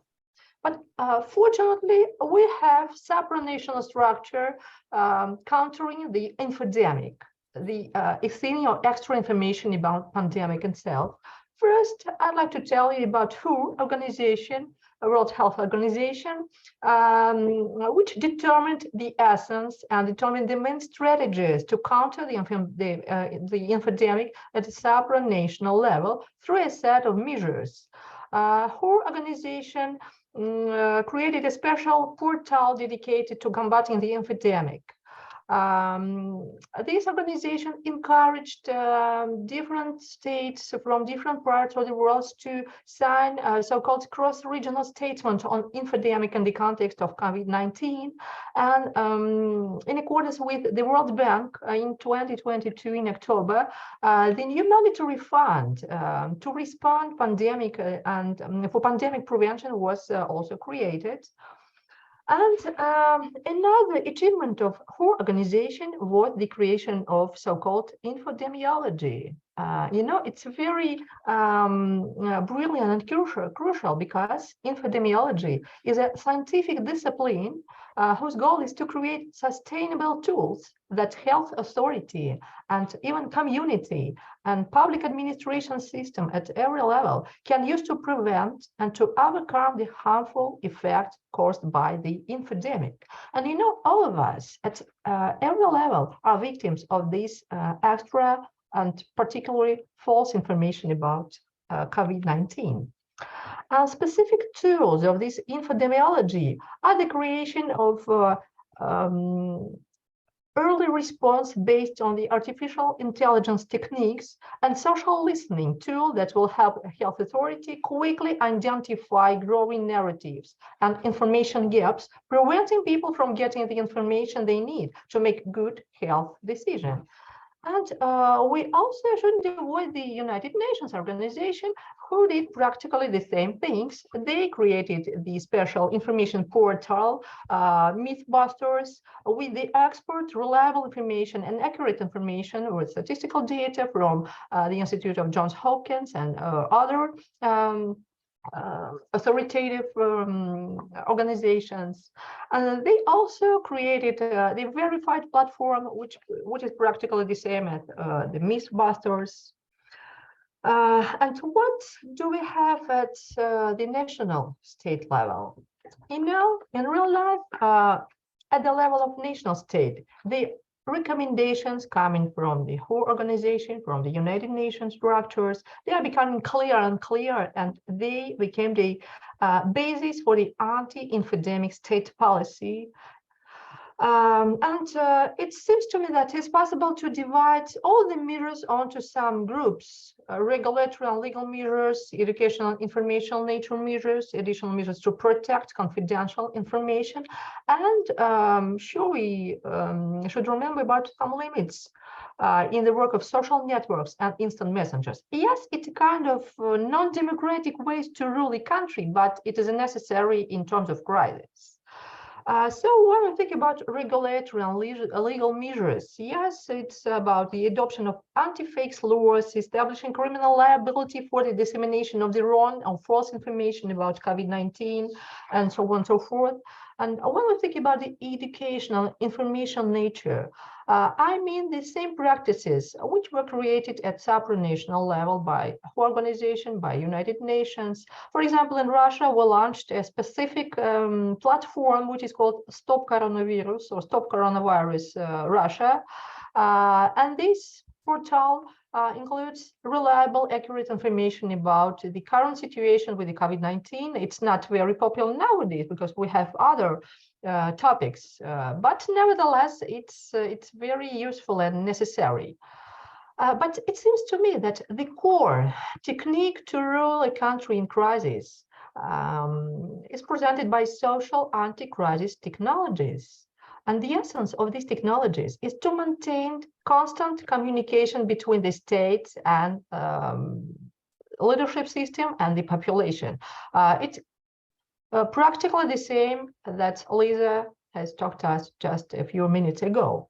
In a crisis, the presence of political leaders is crucial. It is necessary to demonstrate that citizens, they are not abandoned by the authorities. They are not alone, and both political elite, public administration systems, supranational structures, and population, local population, can overcome challenges together through constant, direct communications. So the main idea is to create trust and to support this trust.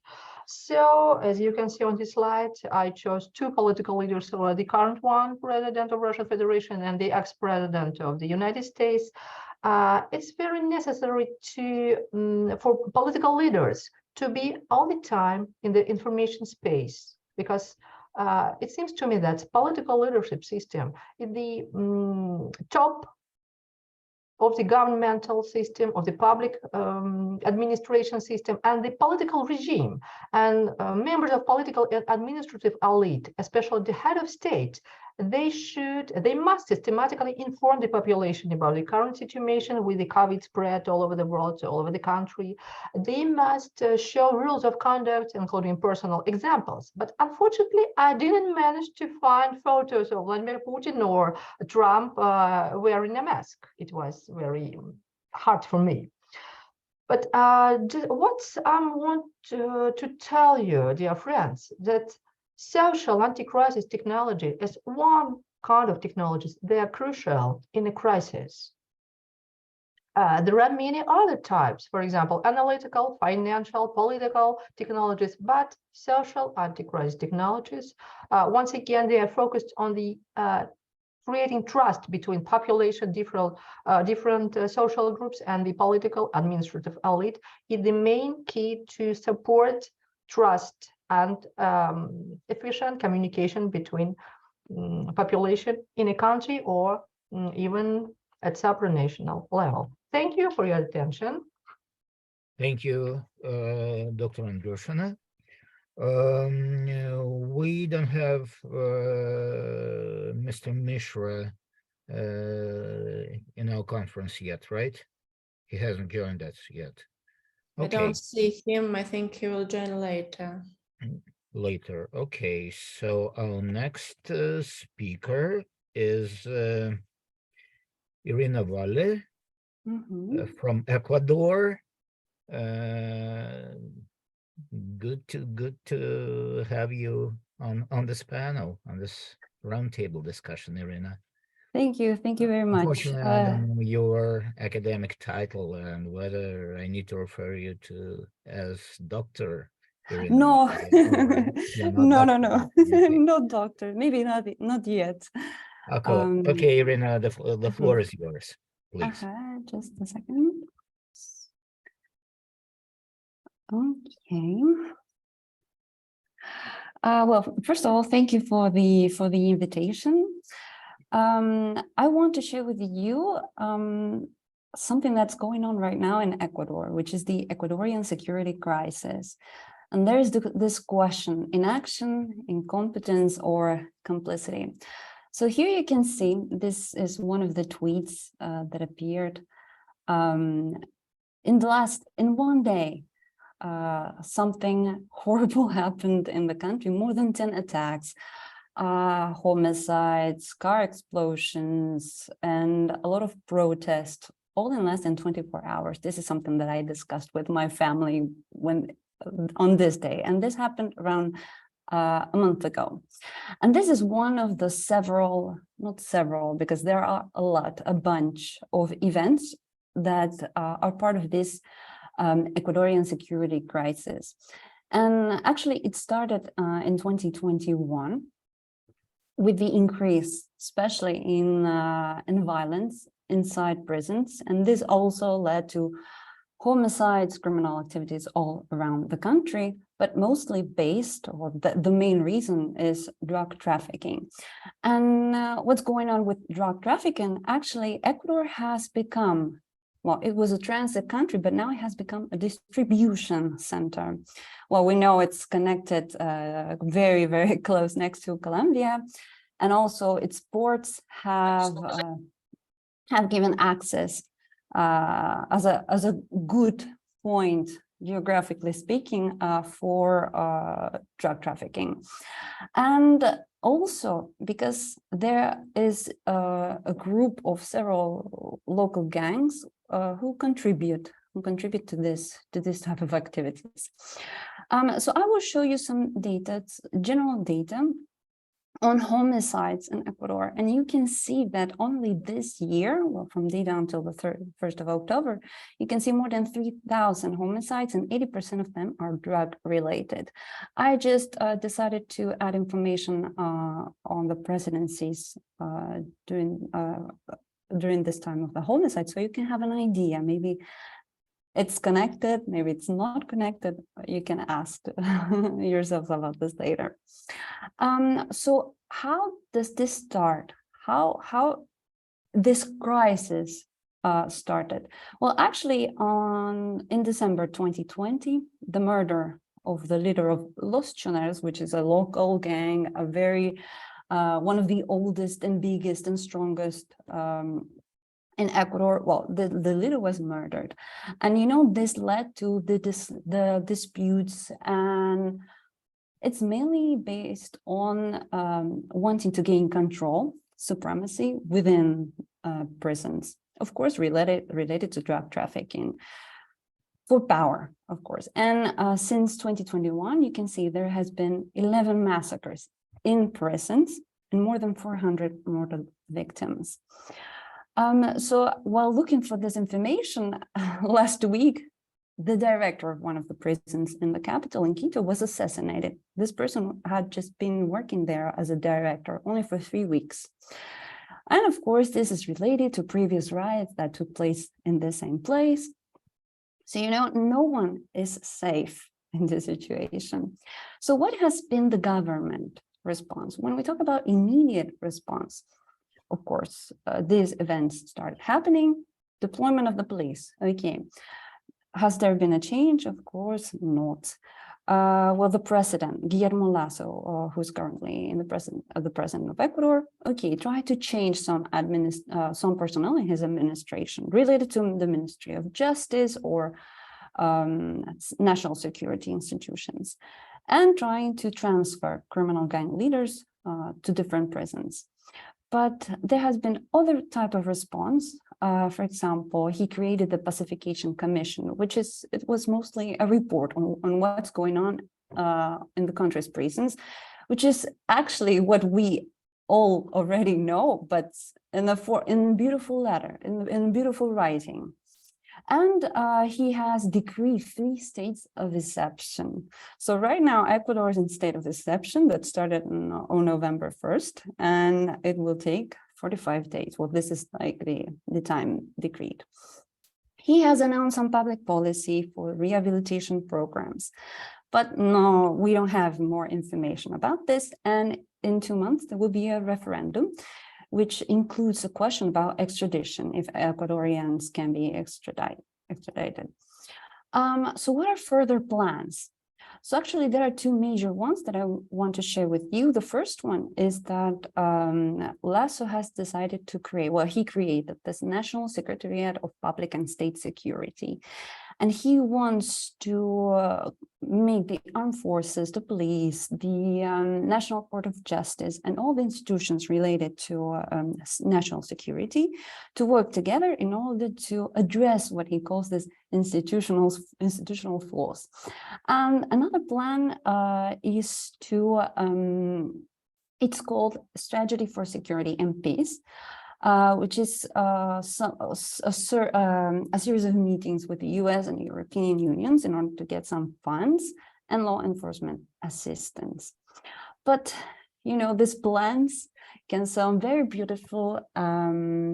Some of the ideas of deployment armed forces in the cities, which are condemned as going against international human rights by the Amnesty International. Of course, they haven't had any results from experiences from, for example, Mexico or from Colombia. But maybe there are some other issues that need to be addressed before having this well-structured and written security plans. So thank you very much for your attention. Okay, thank you so much, Irina. So Mr. Mishra is not here yet, I guess, right? Okay, so we can discuss the three talks we just heard. So please ask your questions and make comments. Anyone wants to ask any question? I have a question questions to both Lisa and Irina. Lisa, my question to you deals with the idea of social capital, because as we know, trust is a key component of what we call social capital. And if this tendency of trust declining, trust towards governments declining, does that manifest a general deterioration of social capital as a global tendency, or as something which you witness in South Africa? Because if we view the deterioration of social capital in general, which means the inability of society to interact and groups within society to interact and work together, then we are in a very grave situation. So the question is, trust towards government and general trust in a society, are those different things, or it's part of the same problem? Thank you for that question. And to a certain extent, I think it's part of the same problem, because what you will find is also that trust amongst communities, amongst neighbors, amongst different groups in countries will also deteriorate as you see trust in government deteriorates, because it leads to a situation where citizens will also feel that, you know, there's no trust left in society in general. And that, as you state, is very bad, because where do you go from there? Basically, you will have a society where people will just interact with each other in specific conditions where it is required, or where it is needed for them to state an opinion or to give a view or to communicate with their neighbors or the rest of the community. And for the biggest part, there will be distrust in everything around them. For example, distrust in the government, in the services, because the services might be delivered to a very poor level, distrust within neighbors and work environments. So I think once you have distrust in government, it starts slowly filtering through to the rest of the levels of the society, up until the point where you get it at your local level in your communities. And I think that is very unfortunate.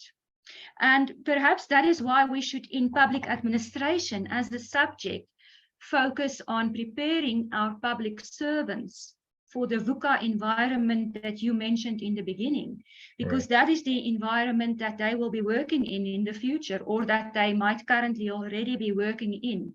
An unpredictable, unstable society or environment that changes a lot. So perhaps our efforts in education should be focused on preparing our students for that environment that they will be facing. Thank you. Okay, thank you, Lisa. Irina, I have a question for you as well. So you described this situation of security crisis, and you also talked about policies being developed and implemented, and I understand that you question the ability of the government to cope with the pace of security deterioration. So my question is the following: to what extent the current security crisis in your country threatens political order? And maybe you can project that to situation in Latin America in general or elsewhere in the world. I mean, can the growing security crisis lead to lead a country, a nation, into a status of a failed state? Is there a threat like this? Well, I am not an expert in politics, but from what I know, first of all, there's no political power in prisons. So this is one of the most problematic situations, because the government is losing its power on what it should have most in general. One of the proposals for, well, related to policies to, how can you say, combat this security crisis was to close the borders. But this, well, right now, Ecuador is a very open country, but closing the borders will signify a lot, basically because in this change distribution in drug trafficking is a very important point. And it's not only for drug trafficking, but a lot of relations with other countries, of course, will be affected. So for now, I believe this is what I can say from what I know, and I have information. I wouldn't know how to predict the situation, but of course, it's not a positive one. That's for sure. Thank you, Irina. So now we have Mr. Himanshu Shekhar Mishra with us. Welcome to this roundtable. Welcome to this panel. Would you please turn your microphone on? Professor, we have one question from Ani. We had a question from Ani. Yes. It's in the. She raised her hand. Oh, Ani, sorry about that. Okay, go on. Thank you, Professor. I would like to introduce myself. I'm government officer from Indonesia, and right now I'm PhD student at Cardiff University. I got scholarship from my government.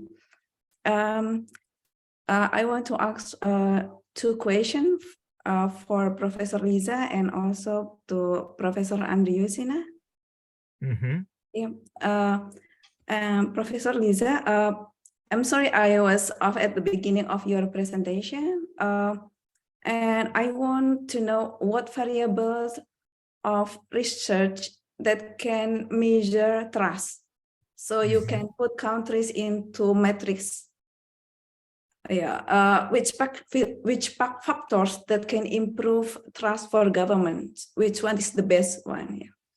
And for Professor Andriusina, do you know how much the effectiveness of the National Social Security Program that being introduced in Russia? Is there any research about it? Since in the democratic countries like Indonesia, where the government are not really block the online information, so it's quite different from China, where the government is very strict to their people. And these days, that people in the media, or we call it netizens, they are very active. They are very easy to be affected. And the worst case is their opinion can move some policies, even government policies. So if it is possible, so you can explain about, is it effective to your country or not? Thank you. Okay, thank you, Ani. So who goes first? Lisa? I'll quickly go first. You know, I have an interesting answer to this on, you know, how do you build trust? Because there's the usual things that you can do to be transparent, to be, you know, corrupt free, to be honest with citizens, to do what you say and to say what you do. But interestingly enough, we had a session quite like this one, a round table, about 2 months ago in South Africa, and there was some of the government officials and politicians in attendance. And I asked one of them, how do we rebuild trust in the South African government? And then the politician answered by saying, we will apologize honestly and you can trust us again.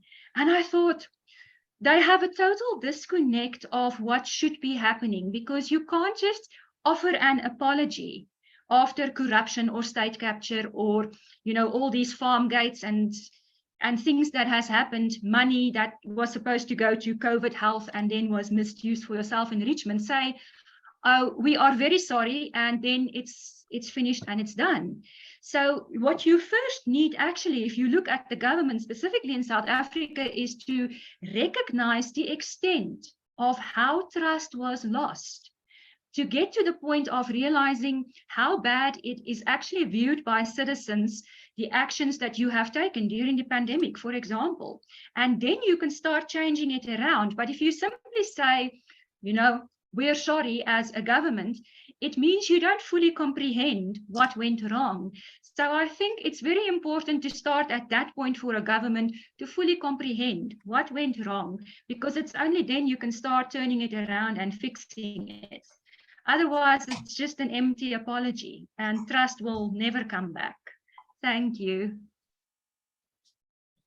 Thank you, Lisa. Evgenia?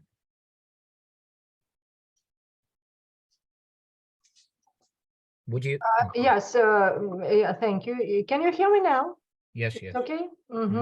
Okay, so if I understood your question well, I'm not very, I didn't understand clearly about what kind of national security strategy do you mean, but nevertheless, in Russia, so do you mean Social security? The question was about social security. Social security, yes. You know, many factors influences on the social security in a specific country, and it's mainly depends on the type of a political regime, a political culture. I'm sorry. So in our country, as a part of it's not a European way to rule a COVID-19 spread in our country. It's maybe a mixture of Chinese approach, some Asian Pacific region approach, and these countries were very efficient in spread COVID and in ruling this topic. In our country, we adopted some specific laws for the dissemination of the false information, and we increased in a very high rate the fees for this false information, and you know, it was very efficient.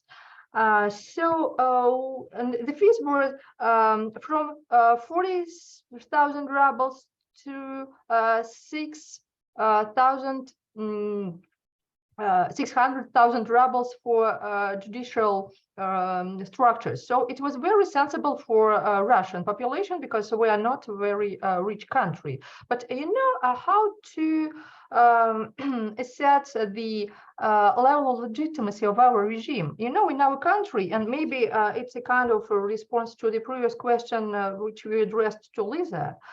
In our country, we have some specific structures responsible for the social public opinion service.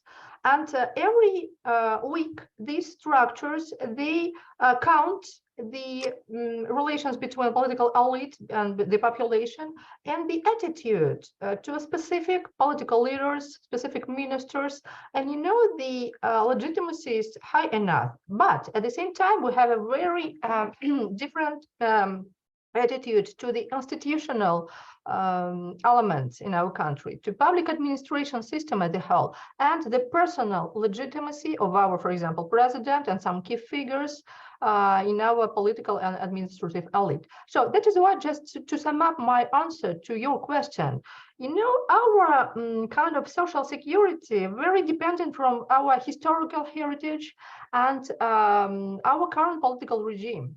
So it was adopted not very well. It was we had a number of unpopular decisions taken by our political elite, but it was not something extraordinary. It was not something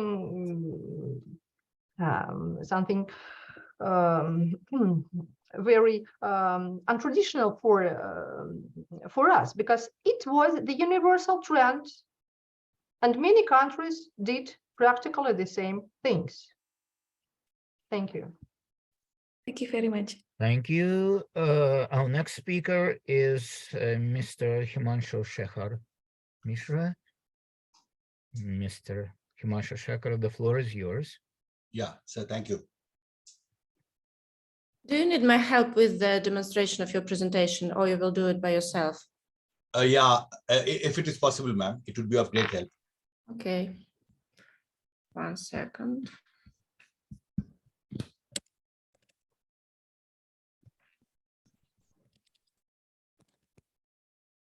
If you could limit your talk to 7 minutes, Right. would really appreciate it.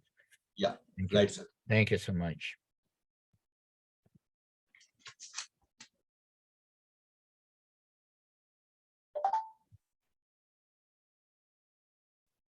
Do you see the presentation? Is Yeah. it okay? Yes, Okay. yeah. So the title of my presentation is COVID-19 Crisis Management and Governance Challenges for India. And this, of course, is in the context of a very difficult war, if I may use this word, that India had to wage against COVID-19 virus, which was the worst public health disaster India faced in the last 100 years. Exactly 100 years ago, in 1919, when the First World War was about to end, India was a victim, one of the worst victims in the world of Spanish flu pandemic. And during that period, researchers say that 14 to 17 million Indians had actually died. So after that, that devastating pandemic, COVID-19, of course, tested India's will to actually combat a public health disaster at such a huge scale. First slide, ma'am.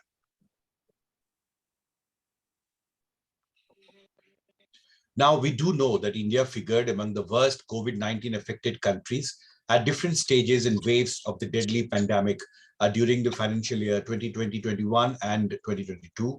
And this is the dashboard, the second slide, ma'am, which actually shows the quantum, the difficult war that India actually had to wage against COVID-19. Second slide, please. Now, just look at these staggering numbers that these are the latest that I got from the WHO dashboard. The confirmed cases, 44.67 million. I've given figures for Russia just to give you a perspective in terms of the scale at which India had to wage this war. In Russia, the confirmed cases as on December 2nd was 21.60 million. So India had more than double the number of COVID cases. These are registered official cases issued by the Ministry of Health. And if you look at the confirmed number of deaths, India has reported 5,30,624 deaths, whereas Russia, of course, in terms of proportion, has a fairly large number of deaths. 392,000 deaths were reported. Next slide. Now, India's battle against the COVID-19 pandemic actually has exposed the fault lines in its governance framework and public administration institutions to combat such public health challenges. And it has revealed structural weaknesses in India's emergency governance mechanism, social security, food and public distribution, and also public healthcare systems. And as a senior editor in a national news channel, I have had the experience of actually going through all these challenges right on the ground from day one when the national lockdown was imposed. And then it was said to be one of the most stringent ever imposed in any part of the world, where more than 140 crore people were actually locked down in their homes. That in terms of numbers, that would be 1,400 million people, 1.4 billion people were actually locked in their homes. It was an unprecedented incident in India's history, the biggest lockdown ever. And during that period, as a news correspondent, we were allowed to move out, collect news, gather news, report on the different challenges that India was facing. So last 2 years, throughout the COVID period, I was out in the field without a day's break, reporting on all these challenges that I'm now going to share with you. Next slide. Now, broadly, what did I see? The public administration institutions came under acute stress in 4 critical sectors during COVID-19 pandemic. One, of course, was employment, especially in the unorganized informal sectors during lockdown. And we'll come to that later, but I can tell you that if you close factories in a country like India, then automatically more than hundreds and millions of people become jobless because they are largely associated with the informal sector. Health infrastructure, and there was an acute shortage of hospital ICU beds because the numbers were rising alarmingly during both the phases, especially during the COVID second phase, which was much more deadly and lethal than the first one. Shortage of critical medicines is all that we reported extensively, and the issue of medical oxygen supply. Food security and delivery of other social security benefits was the third public administration challenge that India faced, and the issue of school education, the digital divide. There were millions and millions of Indian school students coming from the poor background whose parents did not have the money to allow them to buy smartphones or mobile phones so that they could access online education. And remember, we're talking about a 2-year time frame, and that is exactly what digital divide actually means when I use this word here. And it has denied education to millions of poor students during the COVID-19 phase in last 2 years. Next slide.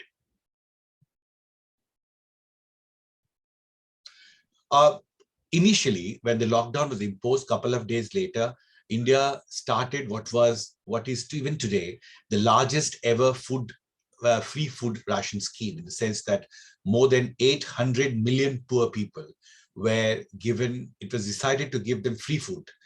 This is 5 kg of rice or 5 kg of wheat plus 1 kg of pulses. And this was initially for 3 months, and it has been extended. And even today, when I speak to you, this world's largest free ration scheme is still in force in India. Because the impact of COVID-19, especially on the poor populace, continues to be there. It has been documented very well. And that is why since March 2020 till December 2022, we're talking about almost 2 years and 8 months, world's largest free food scheme is in force.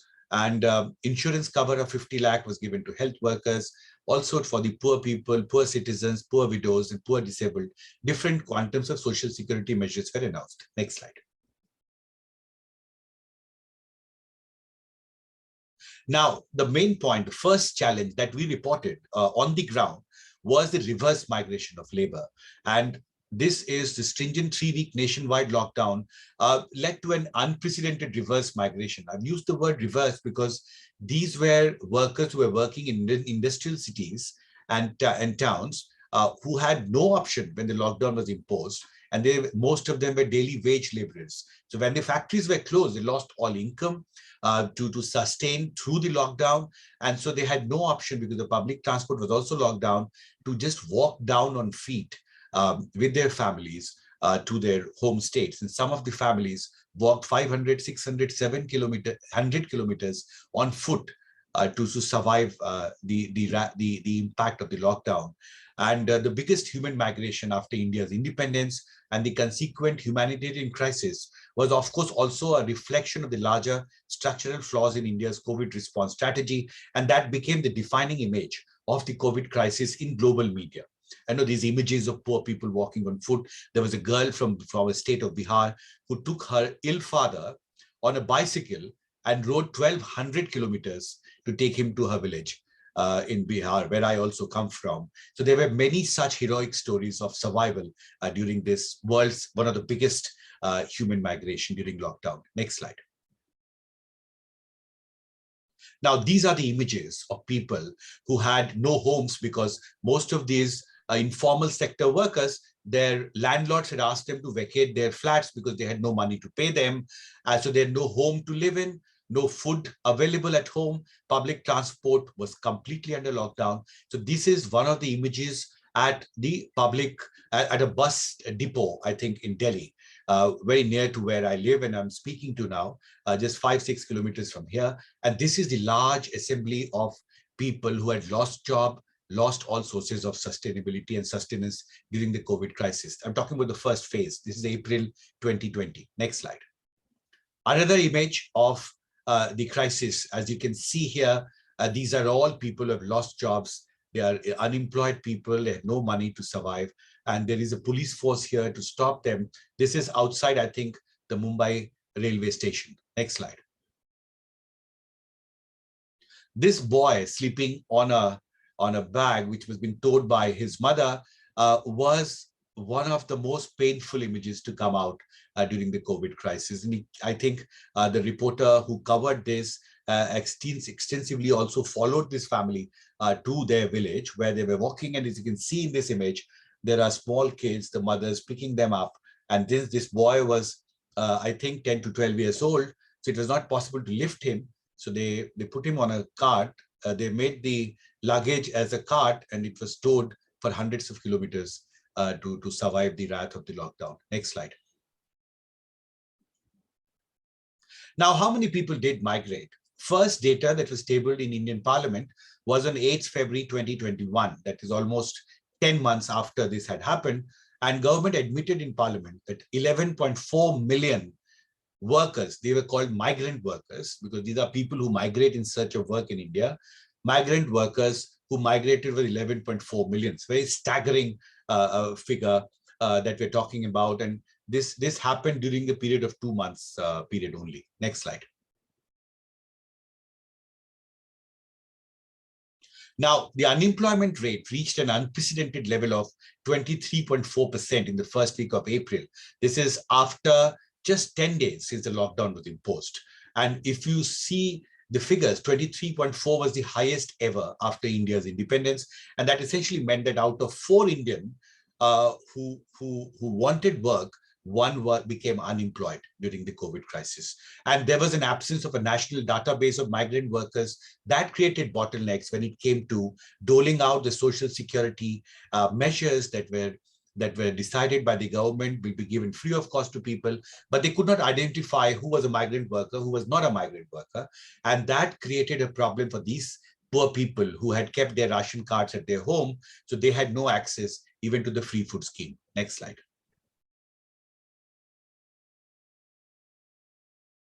Now we do know when we reported extensively about the plight of migrant workers, then Cabinet on 16th May announced free food grains to 80 million migrant laborers. This was largely an estimation of the people who were stranded in different states, struggling to return to their home state. Next slide.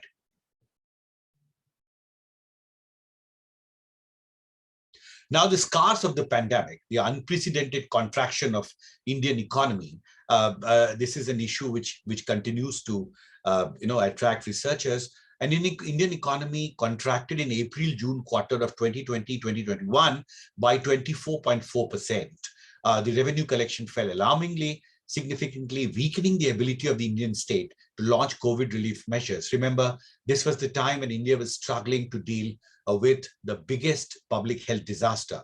And when it needed the funds for launching social security measures like free food scheme, and the government actually needed revenue, but that is the time when the revenue base shrunk because the factories had closed down and the GST collection fell to 28% of what was in April 2019. In April 2020, the GST collection was just 28% of what it was 1 year back, exactly in April 2019. And that shows you the quantum of the hit that the government had to take in terms of the revenue loss because of the imposition of lockdown. And even May, there was some improvement in the GST collections, but this was a year where India suffered a lot on the economic front. Next slide.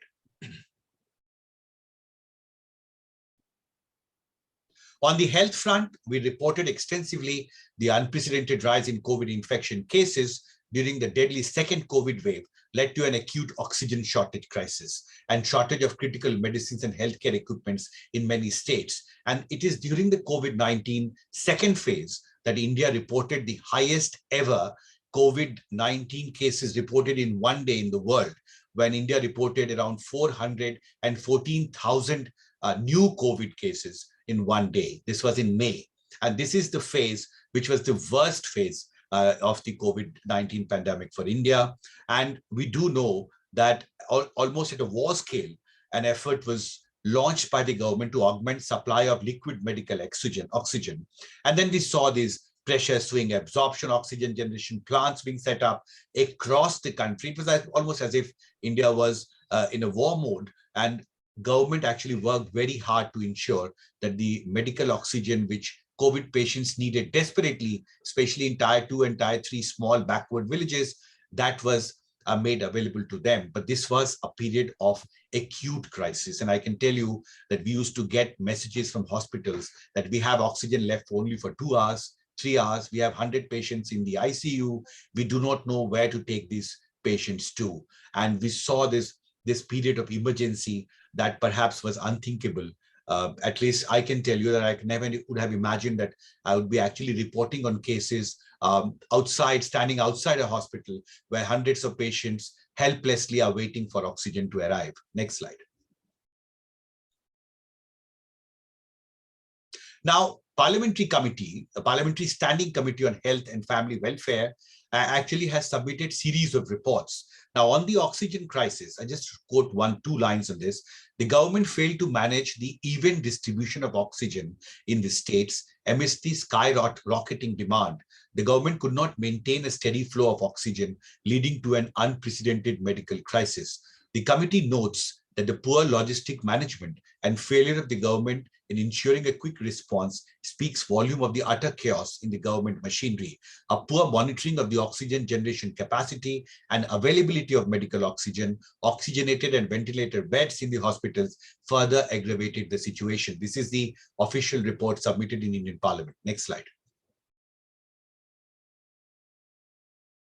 Now, Minister of State for Health, Bharti Praveen Pawar, submitted a reply when many members of parliament asked that how many deaths actually occurred during the COVID crisis due to shortage of oxygen supply.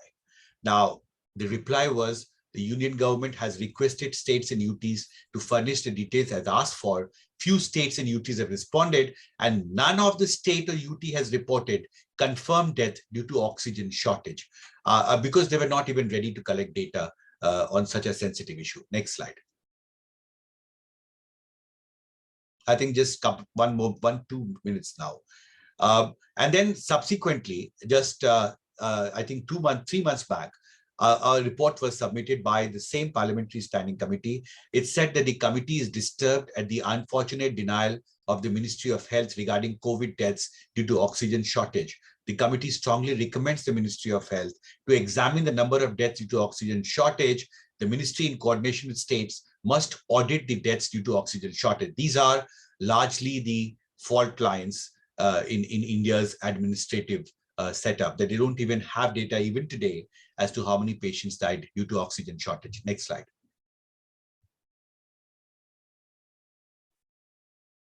Now, the last point, the learning gap due to school lockdown. This is, again, I'm quoting parliamentary reports because these are very, very sensitive issues. And I thought that I have to be empirically correct when I cite these data. The Parliamentary Standing Committee on Education tabled a report in Indian Parliament on 6th August 2021. What did it say? It said that in the year 2020, COVID-19 pandemic affected school education system in India.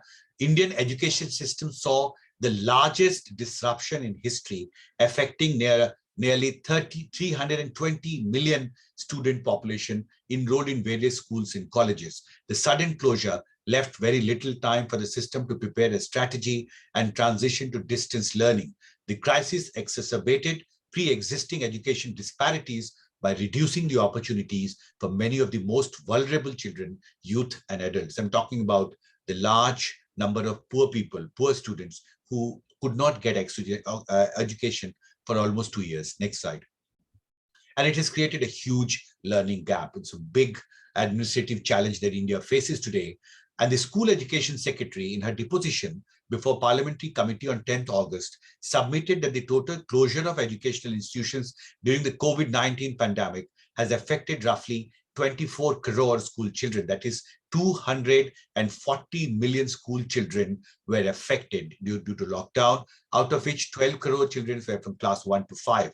That means almost half of the children who could not continue with education were in the class 1 to class 5 category, where 120 million students could not access education. And this has led to a very, very disturbing and sensitive debate. Actually, it has started on this, but this digital divide, where hundreds and millions of poor students fail to access online education, is of course one big administrative challenge that India faces today. Next slide. Now, what does India need? I think there's one point that I wanted to emphasize on, the fact that as someone who has seen and has filed thousands of reports on this crisis, India needs a new pandemic law. During the COVID-19 pandemic period, when there was resistance to vaccination, there were incidents where health workers were beaten up by irate patients and their families. India decided to take out an 1897 Epidemics Act, that is 123-year-old law made during the British regime, was taken out through an ordinance route. Amendments were introduced, and this law was put in place to protect health workers and put in place very stringent punishment for those who actually tried to destroy hospital property during this period of intense, unprecedented crisis. So in the light of all that we have discussed, and in the light of my 2 years of working on the ground during COVID-19 period, I can say that India needs a new pandemic law because this crisis has made it imperative for India to reform its public administration institutions, especially in the healthcare, school education, food, public distribution, and social security sectors. At the larger level, India needs a law because in the absence of a legislative framework, we saw the ability of the administration, the system, the governance systems, it weakened their ability to initiate effective response strategy to combat the debilitating impact of COVID. And also India needs to step up its budgetary spending on health sector, which stood at 2.1% in financial year 2021-2022.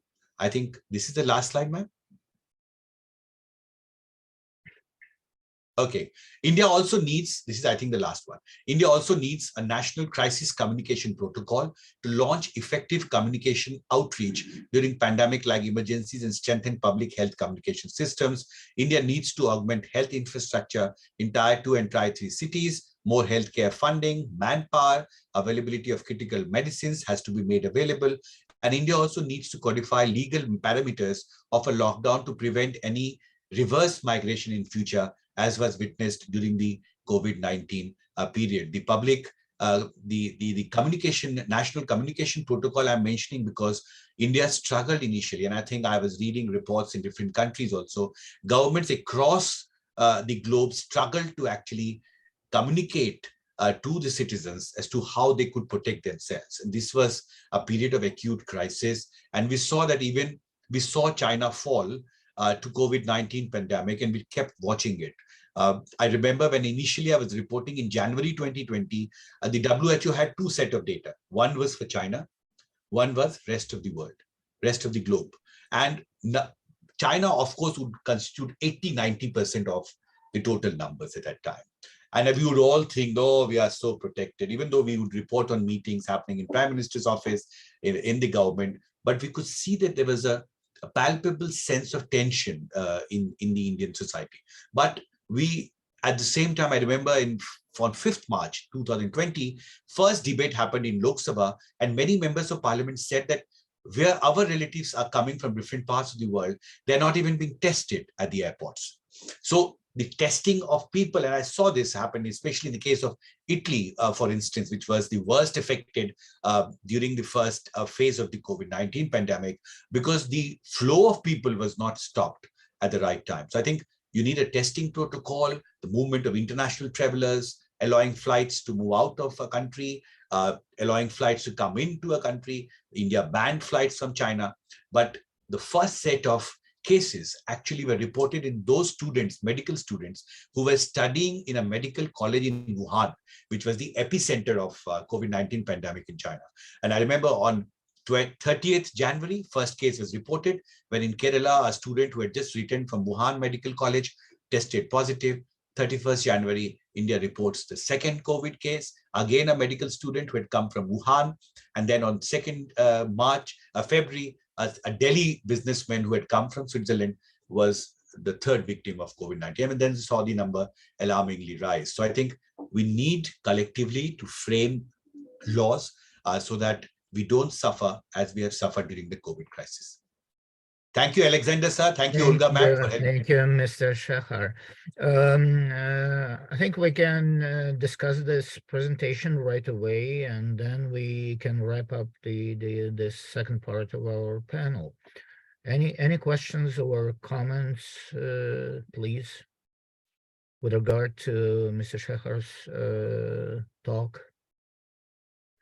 I have a question, Mr. Shahar.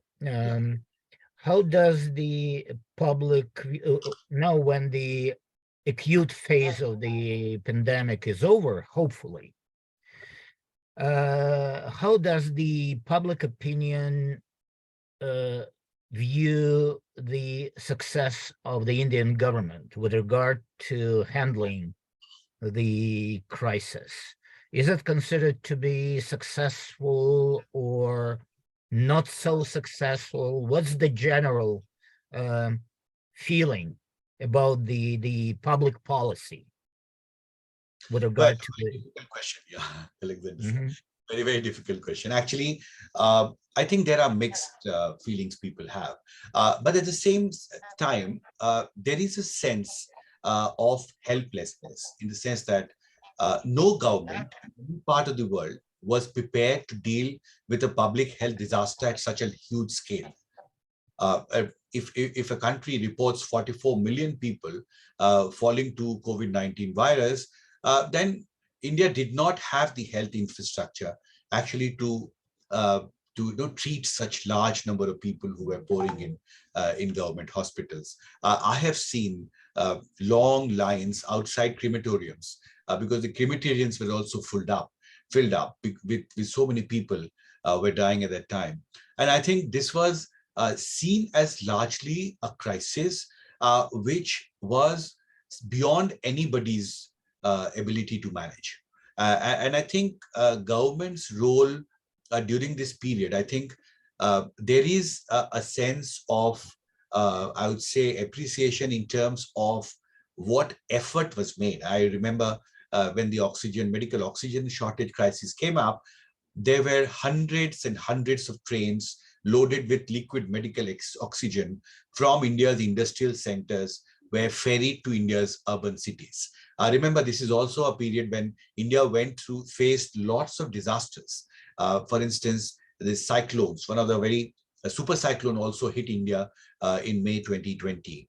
And I remember there was a twin challenge that the rescuers, the agencies, the government departments were facing, that they had to also protect people from COVID-19 virus from further spreading, and they also had to protect lives during the super cyclone. And I remember when I interviewed the National Disaster Response Force Director General, he said that we are fighting twin challenge now. And I've issued orders that even in those cyclone shelter homes that have been created along coastal areas where cyclones is affected to make a landfall, I have issued instructions that only 50% of the strength of these cyclone shelter homes can be filled up, to ensure that social distancing protocol is ensured even on the ground when the cyclone actually hits India. So the quantum of the challenge, the crisis, the proportion, the quantum of the measure required to actually supply food to 800 million people that I mentioned previously, the issue that India had 23.4% unemployed people, that India had an economy which had contracted by 24.4% in the first quarter of 2020, shows that the crisis was very huge, and government actually had to struggle a lot on almost every front to ensure to save lives, to ensure that the economy is brought back on rails, And we saw India also learn the big lessons during this period, that while a lockdown, on the day when the lockdown was imposed, India had recorded 542 cases on 24th March 2020. And the lockdown was imposed in the midnight of 25th March 2020. But after a year, when the second wave came, the central government left the issue of imposition of lockdown or restrictions of movement of people to the state governments. And we saw that there was an effort not to stop the economic activity from happening, because Prime Minister would say repeatedly that we have to save lives and we also have to save livelihoods. When India completely locked down the country, the government locked down the country in from March to April, the kind of economic crisis that we saw on the ground was alarming. So I think government also learned the lessons, and its response also kept on changing. And I think there was a greater appreciation of the fact that no such stringent lockdown was imposed in India, even when India was reporting 414,000 cases in one day. I remember in May 2021, at least on 3 days, India reported more than 400,000 new COVID cases, but there was no lockdown. But when the first phase lockdown was imposed, India had reported only 542 cases. So the government gained experience while fighting the different phases of the COVID-19 pandemic. And I think that is exactly my suggestion, that now, if you frame a law, you will have a fixed legal framework in the country that tomorrow, if a new epidemic India has to fight, the state, government agencies, hospitals, healthcare infrastructure, healthcare workers, journalists, media, government officials, school educators, administrators, university professors, they actually know how to keep system running in the face of such a crisis. So I think that is one big lesson India has learned. And I think that is exactly how people perceive a government which learned during this crisis and tried to do the best that it could. But there were such fault lines on the ground. For instance, the absence of data on migrant workers. It's only, I think, many months, I think last 8-10 months back, the process of creating a database of migrant workers was started. And today, hundreds and millions of workers have already joined it. So India now has the data. It can identify who is a migrant worker, where he or she is stranded, and if he or she has to be given free food, this is exactly the place where they need to be made, provided this social security benefit. So I think we are vastly learned now. We are vastly experienced in terms of dealing with such a crisis, but it was unprecedented. And I think the parts of India is still facing the impact, has not yet recovered from that impact. Thank you. Thank you. Very interesting. Any other questions or comments? I saw that Professor Lisa van Jaarsveld Was raising her hand. hand. Lisa? Yeah, thank No? you, Professor Alexander. My question was on the lessons learned, and that was covered in the answer that was provided. Okay. So All right. I'm satisfied. Thank you very much. All right. Thank you. Thank you, Lisa. Okay, so we finished the second part of our discussion today. And the third part, which is actually a little shorter than two previous ones, is on education.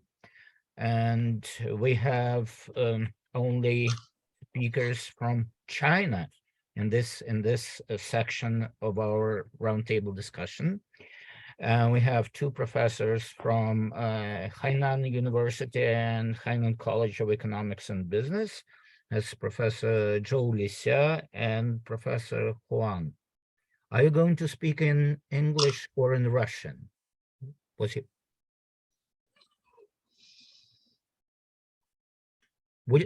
Okay. Yes, I guess we'll make it bilingual. Okay, you're going to make it bilingual. I Okay, guess welcome to we're speaking in our. Russian. So Professor Julie is speaking in Russian, and I summarize it very briefly in English. Okay. Okay, perfect. Thank you so much. Mhm. Okay, the floor is yours, Professor Lixia. Yeah, can you see the presentation? Black screen. I can see the black screen. Они не видят этого. Не видите? Нет. Попробуйте выключить и снова включить. Гуан, 然后再开. Гуан. Гуан. Ну, 关这个. 关屏幕啊。这个关吧啊。卡住了。那我们能出去不？卡住了，全部卡住了。Нет, демонстрация экрана запущена, она включена, но не видно картинки. Картинки не видно. Ой-ой-ой-ой, это будет очень плохо. Сейчас, может быть, еще раз. Оль, как ты думаешь, почему не видно презентации? Я не знаю, но я могу запустить, если мне ее пришлют. Или в чат. Мы можем точно так же, как с предыдущим нашим выступающим. Если вы по почте присылали, да? Ну, можно сюда в чат, как удобно. Или можно в чат, либо по почте Ольге быстро прислать, и она будет показывать.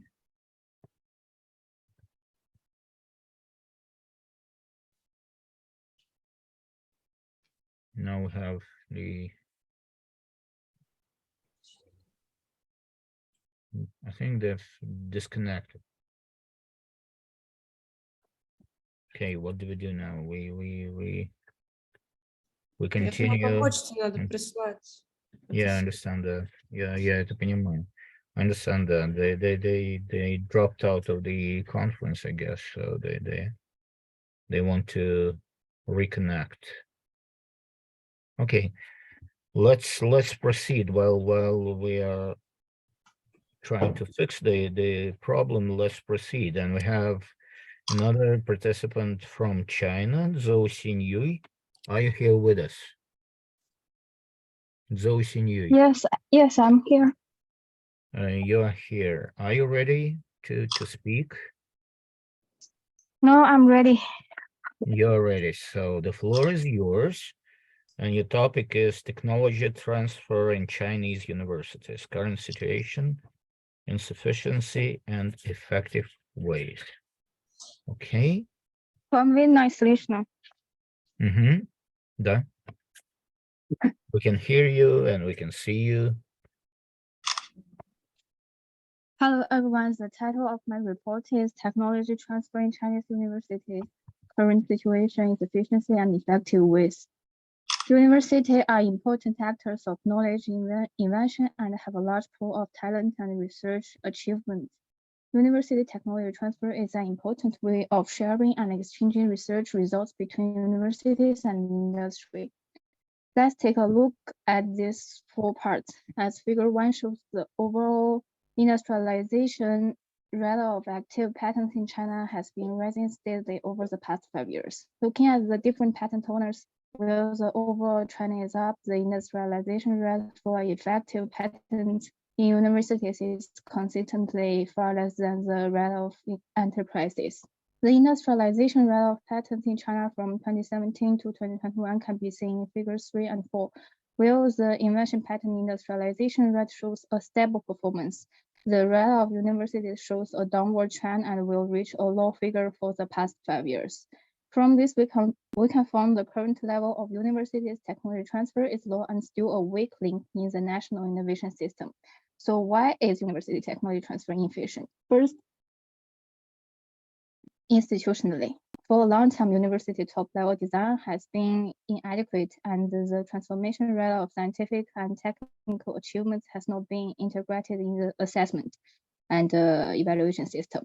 Teachers are too busy with projects, getting funding, and papers to change their technical achievements. Although many universities have set up technology transfer centers and other institutions, the effect is not obvious. In some universities, the technology transfer work is basically carried out by technology management department of the university, which is very different from the professional requirements of technology transfer. Technology transfer work is simplified by some research institutions which use them to arrange spare workers. Many projects do not follow the orientation of industrialization, but only pursue the progress of technology, which leads to the project all failing to industrialize and getting further from the market. And the project fund of universities come from the national financial funds. The patent application approval cycle is long and the process is completed, but the projects of their subjects are relatively far from the market. Next are environmental factors. The incentive policy does not produce immediate effect on university technology transfer, and it takes 2 to 3 years for the policy implementation to take effect. Although there are some administrative and judicial protection for the intellectual property rights of technological achievements in China, the protection is not strong enough. The government administrative penalties for IPR infringement are not strong. This in turn has contributed to the occurrence of IPR infringement. At the same time, China has not established a complete technology transfer skills training framework system, which also leads to the lack of professional talent. Therefore, in order to improve the efficiency, the following points should be improved. 1. Accelerate and improve technology transformation policies and laws. First, the perfect level of legislation and application regulations in linked domain of a country affects universities' scientific and technological advancement. We should take the initiative to draw on the successful legislative experience of developed countries and other domestic fields, make top-level designs, formulate national technology transfer regulations for the transformation of technological achievements in universities, and continuously improve the relevant laws to create a good legal environment to accelerate management innovation.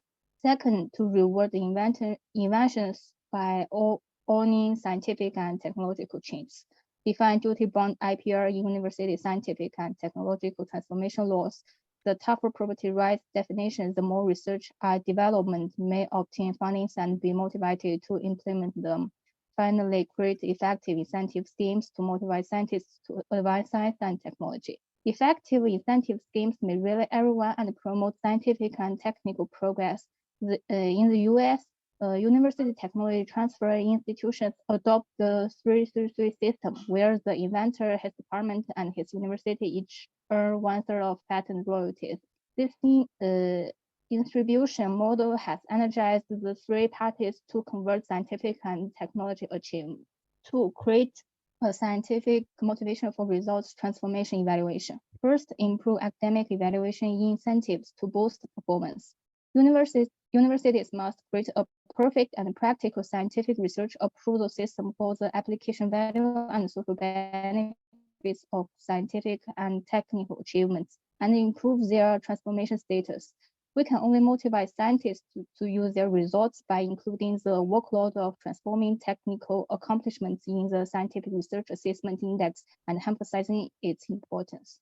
Second, improve result transformation performance evaluation incentives. After transforming scientific and technical breakthroughs, wealthy distribution should recognize university and scientific researchers' interests, but fairly appreciate competitors and promoters. Focus on social advantages of scientific and technological achievements rather than counting lists and projects. Finally, create scientific research evaluation value direction. To modify the concept, pay attention to the transformation of scientific and technological achievements and provide a good environment and promotion employee to transform outcomes. Results transformation at universities is measured by results transfer, industry development, market promotion, and university enterprise cooperation. 3. Create a fair benefit scheme. First, the triple helix structures of the division of labor and faction positioning of universities, enterprises, and government in the transformation of technical achievements. And researchers are the decisive factor in technological output. So the balanced mechanism of benefit distribution is important. An equitable benefit distribution system let us profit from intellectual property. Second, establish a benefit distribution method, accelerate grasp the contribution size of universities and scientific researchers to clarify benefit allocation and strengthen university scientific researchers' cohesiveness. By constructing a practical driving mechanism for benefit distribution, universities can clearly specify the rights and obligations of universities and researchers. the distribution method, and the acquisition ratio to ensure the orderly transformation of technical achievements. Third, create a technology transformation fund. We will sponsor a few scientific and technological successes each year to inspire researchers to create and apply them. And finally, create a talent flow management system to transform scientific and technical achievements. Collaboration with businesses is direct and flexible. Collaborative innovation requires a good talent flow mechanism. Universities should reform and establish a talent flow mechanism combining fixed and mobile positions, full-time and part-time positions, to break the traditional system of disparate administration with the enterprises that make the organic combination of industry university research, which can not only give universities full play and solve the problem of lack of new technology support for enterprises, but also help scientific researchers. That's all. Thank you for attention. Thank you so much. It was very interesting. So questions, please. Questions? Oh, maybe we'll ask questions after the next presentation by Professor Joe Licia, right? So you're back with us. Мы послали презентацию на почту. Может быть, так лучше получится. Да. Попробуем тогда еще раз. Не давайте, а то мы сейчас опять зависнем. Лучше пускай нам помогут. Да, есть, одну секунду. Откройте, пожалуйста, а то мы боимся, что мы опять зависнем.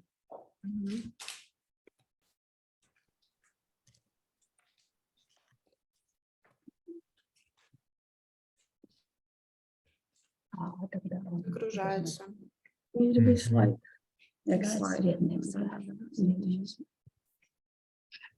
Есть. Профессор Лися сейчас в Китае находится или в России? Да, в Китае. В Китае, да? Да. Понятно. У вас уже сколько же сейчас времени-то у вас? Сейчас уже глубокий вечер. Глубокая ночь, да? Глубокая ночь практически, да. Хорошо. Да, дорогие коллеги, да, добрый вечер. У нас уже скоро 11 часов. Мы очень рады участвовать на этом конференции. Это мой заместитель Ирина Сорокаева. Потому что наш ректор Михаила сегодня другой день, поэтому не смог участвовать, и очень жаль, конечно. А теперь мы расскажем, у нас тема Уральский институт в городе Хайкоу. Опыт создания и администрирования совместного российско-китайского вуза. Следующий слайд, пожалуйста, Ольга. Спасибо. So our rector, our president, is an alumni of Moscow State University. So he was very, very willing to take part in this online conference, but unfortunately, he wasn't able to make it. Хайнанский институт экономики и бизнеса является национальным государственным вузом, который готовит квалифицированные кадры в области экономики и торговли. В 2020 году институт был признан Министерством образования и Министерством финансов одним из 56 лучших средних профессиональных учебных заведений с китайской спецификой в стране, и наш институт – это единственное учебное заведение в провинции Хайнань, которое входит в список топ-СУЗов страны. So we speak today about the Ural Institute in Haikou, about the experience of creating and administering a joint Russian-Chinese university. And I will summarize what Professor Joel says very briefly. In 1984, Hainan College of Economics and Business was grounded in Haikou, which is the center of Hainan province. And in 2020, our college was recognized by Ministry of Education of China as one of the top vocational colleges in China, it's one of 50 best.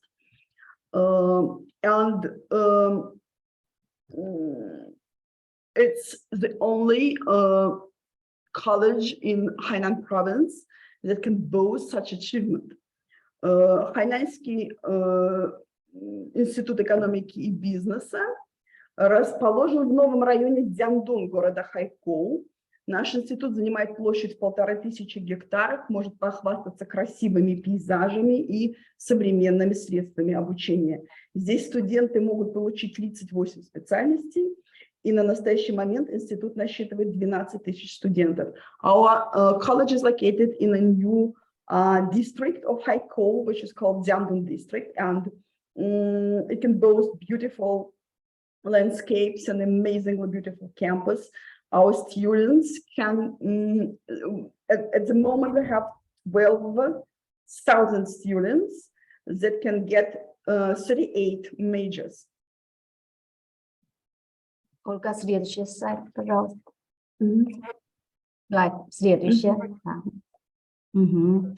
А теперь мы расскажем о цели и первоначальной. Нет, оставим там. Ага, спасибо. И замысел создания Уларского института. И, во-первых, инициатива «Один бойс, один путь». Но с тех пор, как Китай выдвинул инициативу «Один бойс, один путь», экономические, торговые, политические и культурные обмены с 12 странами и регионами, расположенными вдоль маршрута, в которых традиционно используется русский язык, становятся все более частными. Everybody knows that China has put up the initiative One Belt, One Way. And this initiative supposes close economical, cultural, political exchange between 12 countries and regions. And along this route, Russian language becomes especially important. В процессе развития обменов между странами на всех этих уровнях становится необходимо важным увеличить количество людей, владеющих русским языком, потому что именно в рамках этой инициативы и русский язык оказывается языком национального, межнационального общения. И в этих условиях современные китайские университеты активно ищут пути, как войти в эту программу, как подготовить высококвалифицированные кадры русистов. Наш институт также активно занимается подготовкой кадров по направлению русский язык плюс другая специальность и другая специальность плюс русский язык. In the given situation, very many Chinese universities are looking for opportunities to get involved, to take part in this initiative, and they're facing the challenge to prepare students who are able to serve as translators or participants in this exchange, the students who can speak Russian fluently. And so our college is on the top of the wave, and so we have worked out courses like Russian language plus some other major, or some other major plus the Russian language. И в последние годы Китай прилагает большие усилия для развития профессионального образования. В 2021 году в Китае прошла национальная конференция по профессиональному образованию, на которой был разработан ряд важных планов по ускорению создания систем профессионального образования, построению общества, основанного на навыках и содействию модернизации профессионального образования. The modern China focuses on professional vocational education and seeks the ways to encourage vocational education, to make it better, to make it more available for all the students. Генеральный секретарь партии Си Цзиньпин подчеркнул в своей речи, что профессиональное образование должно учитывать, что каждый человек может проявить свой талант. И профессиональное образование должно быть направлено на то, чтобы каждый человек мог в полной мере реализовать свои таланты, чтобы не только каждый ребенок или каждый студент имел возможность получить образование, но и каждый имел шанс использовать его, то есть преуспеть в жизни. Цель современного развития профессионального образования, как подчеркнул секретарь Си Цзиньпин, состоит в интеграции. Профессиональное образование должно быть интегрировано с широкой общественностью, интеграцией с промышленностью, академическим образованием, с наукой. Поэтому мы можем без привлечения сказать, что в современном Китае для профессионального образования открылся зеленый свет, и оно одновременно сталкивается с важными возможностями и проблемами. The President of China, Xi Jinping, in his speech about vocational education, stressed that vocational education, the modern vocational education, must be available for everyone and must be organized in such a way that every person, every student can realize their talents. They can not only get the education or professional skills, but they should have a chance to apply their knowledge. So the aim of the Chinese vocational education is integration of vocational and academic education, integration of vocational education with science, with industry. So we can really say that modern vocational education in China has got the green street, the green light, but at the same time, it has new problems and new challenges. И теперь третий пункт — строительство борт «Свободная торговля на Хайнане». В июне 2020 года Центральный комитет Коммунистической партии Китая предложили построить на Хайнане борт свободной торговли, задействовать высоком уровне открытости, создать новую систему открытой экономики и превратить Хайнан в борт свободной торговли высокого уровня с китайской спецификой. Россия является для Хайнана приоритетным партнером для сотрудничества, поскольку именно из России на Хайнан едет основной поток туристов. Поэтому мы тоже ждем вас на остров Хайнан. It's important to know that in 2020, the Communist Party of China has decided that Hainan, the province of Hainan, the island of Hainan, is going to be Hong Kong, is going to be a part of free trade. And so because of the demands of this part of new trade, new educational institutions, new schools and universities are supposed to be built here in Hainan. And one of the most important partner in this aspect is Russia, because Russia is a place from which a bulk of students, or bulk of tourists come to Hainan. До сих пор мы говорили, собственно, про наш колледж. Теперь мы уточним. Основанный в октябре 2020 года Уральский институт, это тема нашего доклада, Уральский институт на острове Хайнань. Это первый университет на Хайнане, созданный в сотрудничестве с известным Уральским федеральным университетом России с целью укрепления торговых, гуманитарных обменов между Китаем и Россией и с нашей локальной целью содействием строительству этого свободного торгового порта.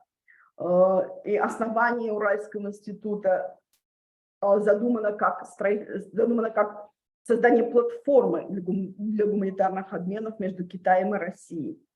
So in 2020, on our Hainan Island, the first time in history, a new joint educational institution was established, the so-called Ural Institute, which is a child of Hainan College of Economics and Business, and Russian Ural Federal University.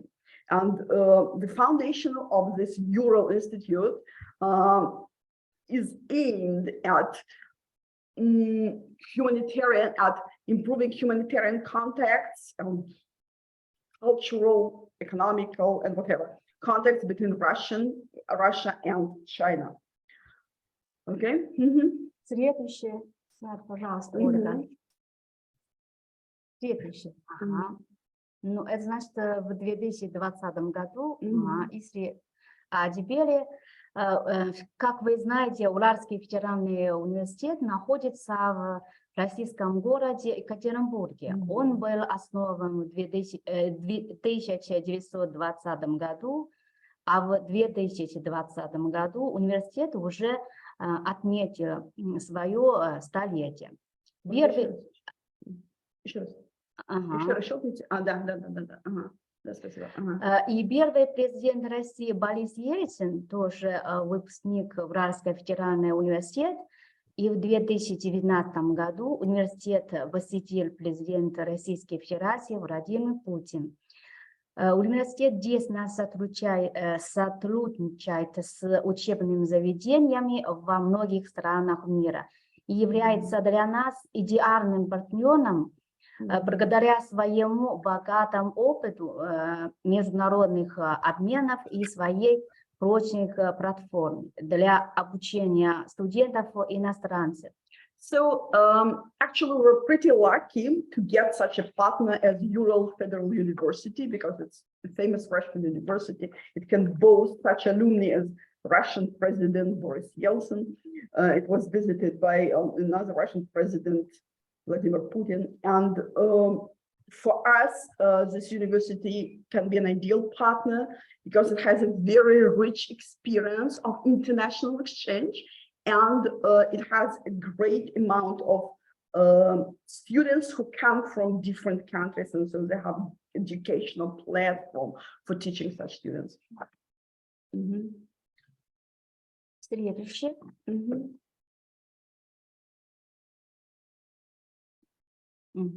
Хайнанский институт экономики и бизнеса инвестировал много ресурсов в создание Уральского института и обеспечение его лучших преподавательских составов, лучших ресурсами и наиболее благоприятной политикой обучения. И наши все студенты получают стипендию от вуза, чтобы сделать его ярким примером Хайнанского инновационного центра международного образования.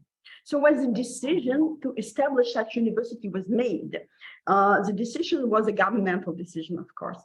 But our college, Hainan College of Economics and Business, was chosen and invested a lot of money and a lot of different resources to build up this joint Russian-Chinese Ural Institute. Now we have provided this Ural Institute with the best professional resources, with best professionals, best staff, and it's very important that while other students in China pay for the education, our students on the contrary get scholarships just for studying with us. Our Ural Institute focuses on cultural education. We have a strong feeling of innovation. The students are very much motivated. We have international landscape. Наш Уральский институт фокусируется на культурном образовании. Он обладает действительно высококвалифицированным профессорско-педагогическим составом. Наши студенты очень мотивированы. Здесь есть чувство инноваций и яркий международный ландшафт. Следующий, пожалуйста. Слайд. Ольга, ага, да, Спасибо. У нас есть это ваш? Значит, режим обучения у нас такой. Студенты одновременно зачисляются в два высших учебных заведения, в наш институт и в Уральский федеральный университет России. При этом они 3 года проводят у нас. Они обучаются 3 года в Китае, в Уральском институте на базе Хайнанского института экономики и бизнеса. И потом они едут в Россию для продолжения обучения, и там получают диплом бакалавров. Таким образом, они получают 2 диплома. Уральский институт внедрил тройную модель обучения, разработанную для работников порта свободной торговли, поскольку здесь все концентрируется на нашей новой цели – создание порта свободной торговли на Хайнане. И вот эта вот тройная модель обучения была предложена как обязательная или как рекомендованная для новых учебных заведений. Модель основана на концепции образования, ориентированном на студента, уважении индивидуальности, стимулировании потенциала студента и обучении в соответствии со способностями студентов. So the process is like that. Once the students are enlisted, they enlisted simultaneously to 2 universities, to our Hainan College and to the Ural Federal University. But for the first 3 years, they study in China. The students are all Chinese, you can understand it. So the Chinese students, for the first 3 years, they study in China. What do they study? They study Russian and their major. And after that, they continue their education in Russian. The Ural Institute uses the triple model of education, which is prescribed for educational institutions in Hainan, which is oriented on the individual approach to students. The aim is to stimulate their potential and to follow up their individual capabilities. Okay. Следующий слайд, пожалуйста. Следующий. Спасибо. В Уральском институте круглый год преподают иностранные преподаватели с научными степенями в области лингвистики и преподавания иностранных языков, которые помогают студентам изучать русский язык с нуля. Российские и китайские преподаватели регулярно ведут образовательную и исследовательную деятельность, участвуют в разных конкурсах педагогического мастерства в провинции Хайнан, и в области Китая, где получили и несколько призов. So in our Ural Institute, we have Chinese and foreign teachers. All of the major number of Russian teachers have PhD degree, and together the Russian and the Chinese teachers conduct scientific research and different educational innovations, and also participate in various competitions. Next one. Следующий, ага. Это наши коллеги. Можно следующее. Следующий, пожалуйста. Это аудитория русского языка. Пожалуйста. Окей. Итак, наш... Нет, вернитесь, пожалуйста. Вернитесь, пожалуйста. Да, здесь, спасибо. Итак, на данный момент Уральский институт предлагает 4 специальности. Мехатроника, программное обеспечение, менеджмент туризма и финансовый менеджмент. Я уже про преподавательский состав говорила, повторять не буду. Программа мехатроника соответствует специальностям Уральского федерального университета. При этом 30% курсов импортированы из-за рубежа, то есть в первую очередь из России. Тайские преподаватели имеют опыт зарубежного обучения и, кроме того, получили множество патентов. Студенты занимают 2-е и 3-е места в таких конкурсах, как World Skills Competition и Mechanical Innovation Competition. Наша программа технология мехатроники, технология программного обеспечения, она опирается на сильные стороны Уральского федерального университета. Мы можем похвастаться тем, что мы начали сотрудничество с китайской компанией Huawei. в области создания профессиональных учебных классов, а также внедрения технологий Huawei, сертификации Huawei, совместного создания материалов. Специальность финансовый менеджмент опять же, ориентирована на хайнаньский порт свободной торговли. Здесь мы готовим специалистов, которые могут анализировать финансовую отчетность, бухучет, услуги финансового менеджмента и обработку налогов, что важно и в Китае, и за рубежом. Наконец, специальность управления туризмом – это магистральная специальность Китая, ну и в провинции Хайнань, конечно, в нашей туристической провинции, с ярко выраженной профессиональной ориентацией. So we gave 4 majors: mechanics, tourism, programmers, and financial management. So we use the strongest points of Ural Federal University, and our students are expected to serve and to serve the needs of this developing free port of free trade in Hainan.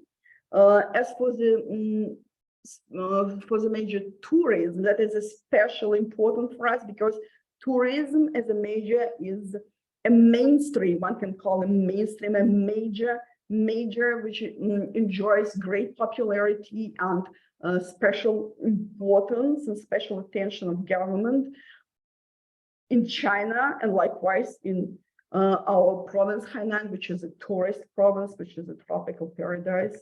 So this is all the 4 majors have professional orientational perspectives.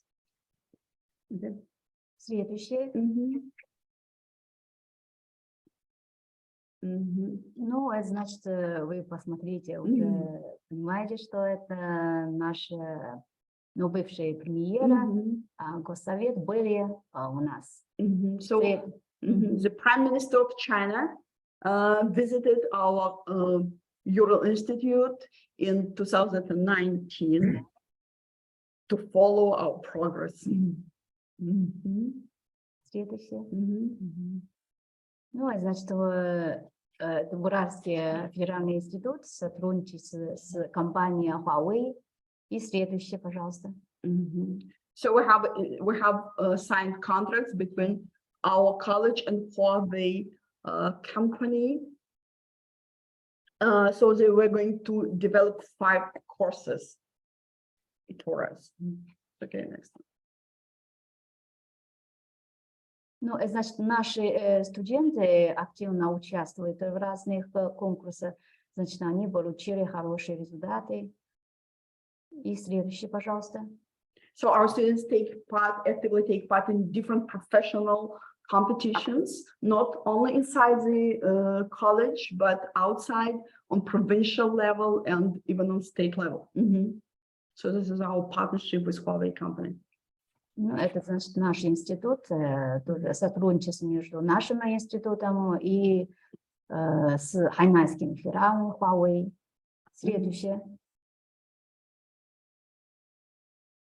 Ну, это тоже наши студенты участвуют на конкурсах. Да, пожалуйста, следующее. Это тоже. Our prizes they get in various competitions. Это тоже. Ну, это тоже в прошлом году. Наше достижение. Нет, еще. Okay, just here. Нет. Okay. За последние 3 года сотрудничества наши 2 стороны постоянно искали и находили пути решения проблем. Неоднократно вели переговоры и решили проблемы в процессе сотрудничества, установили стабильное и надежное партнерство, открыли новый режим сотрудничества между китайскими и российскими университетами.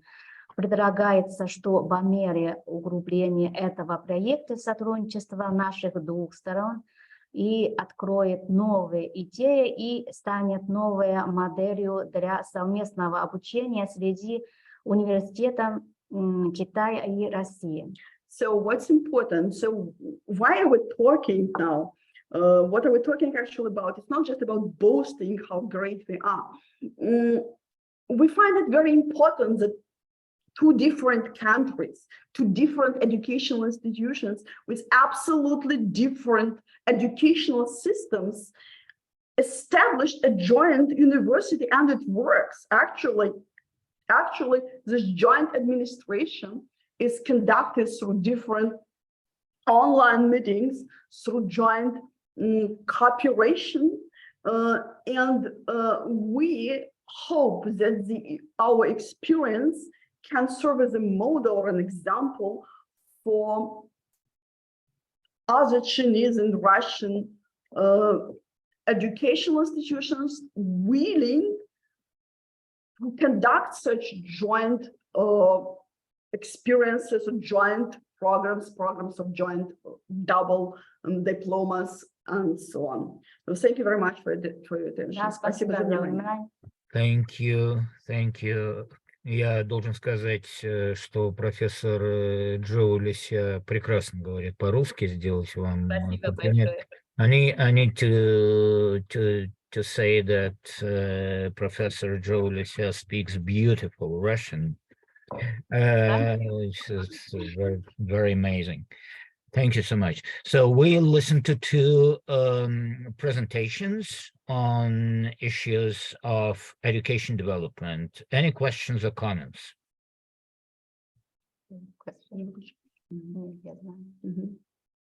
Okay, no questions.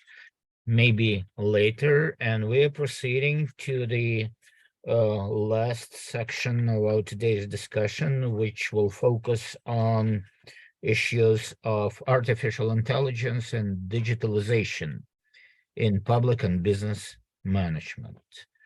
And we have two presenters from China, and we also have a presenter from Kazakhstan. Mr. Abraliev, are you here? No, Mr. Abraliev is not here. So Xianbao Wu from People's Friendship University of Russia, are you here with us?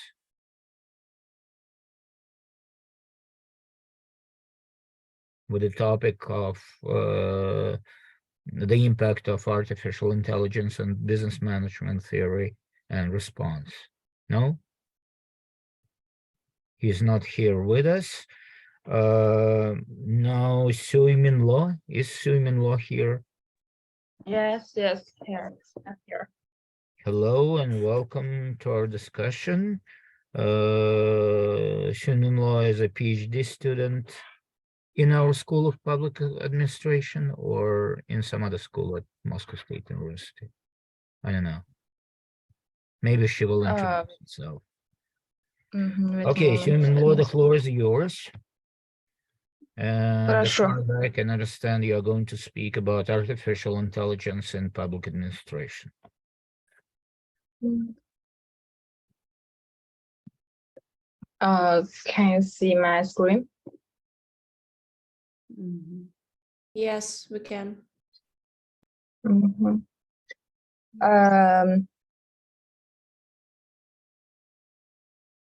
It's honor for me to speak here, and my topic, artificial intelligence in public administration.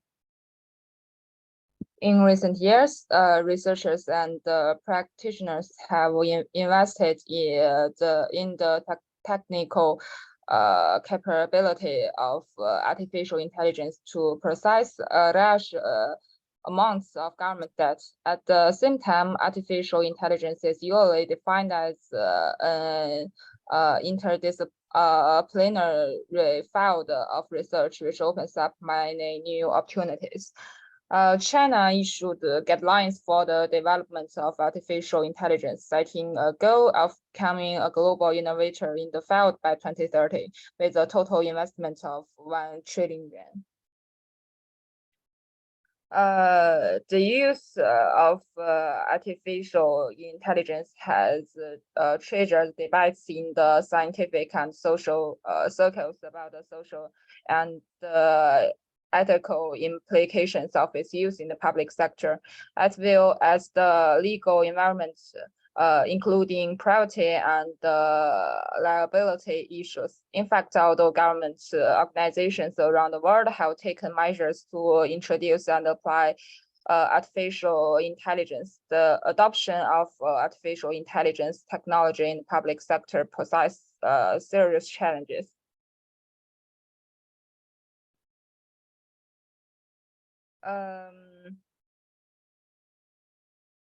And next, the safety is an important risk factor. In this case, governments of all countries have emphasized that artificial intelligence technology should resist people's unfavorable manipulation. The quality and the integration of the data system is very important because the artificial intelligence system is as intelligent as the data it provides. Financial feasibility also plays a vital role in the adoption of artificial intelligence technology, civilization. And civilization and experience are another important aspect of implementing artificial intelligence technology in the public sector. The rapid growth of artificial intelligence technology is accompanied by the demand for experts and experts with relevant skills. And laws and regulations in the field of artificial intelligence involve the overall management of artificial intelligence, which is related to the overall ability to manage and control artificial intelligence technology and its social and economic impact. Governments around the world must agree on the principles and rules of the global system.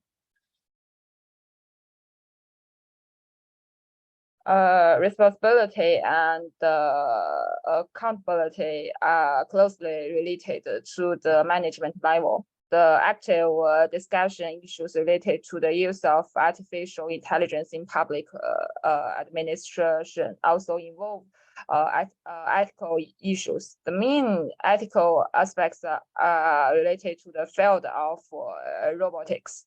Ethics or machine ethics, on the one hand, this includes consideration of ethics of developing and using certain artificial intelligence applications and their consequences. On the other hand, this is related to the issue of how to implement ethical principles in artificial intelligence systems to ensure that the latter acts ethically. And that's all. Thanks.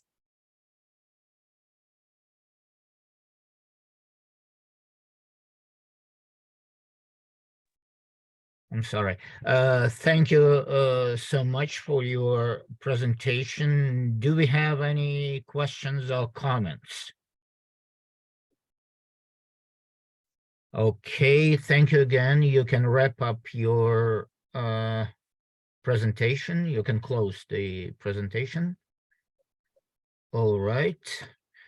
Okay, so we finished our blocks of topics, and now we have some other participants here who are willing to share the ideas. We work for 3.5 hours already, so everyone is a little tired, and I'm afraid not everyone, especially those of you who are PhD students, will be able to present.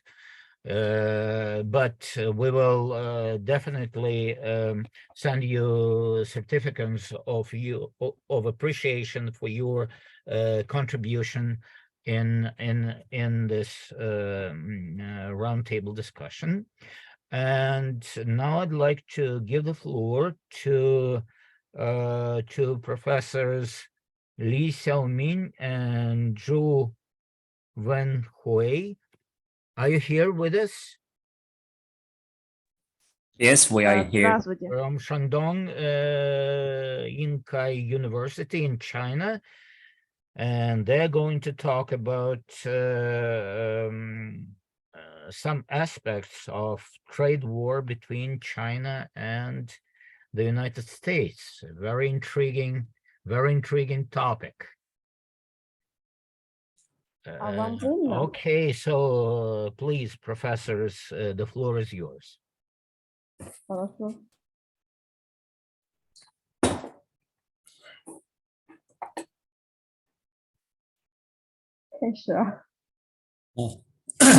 Could we start now?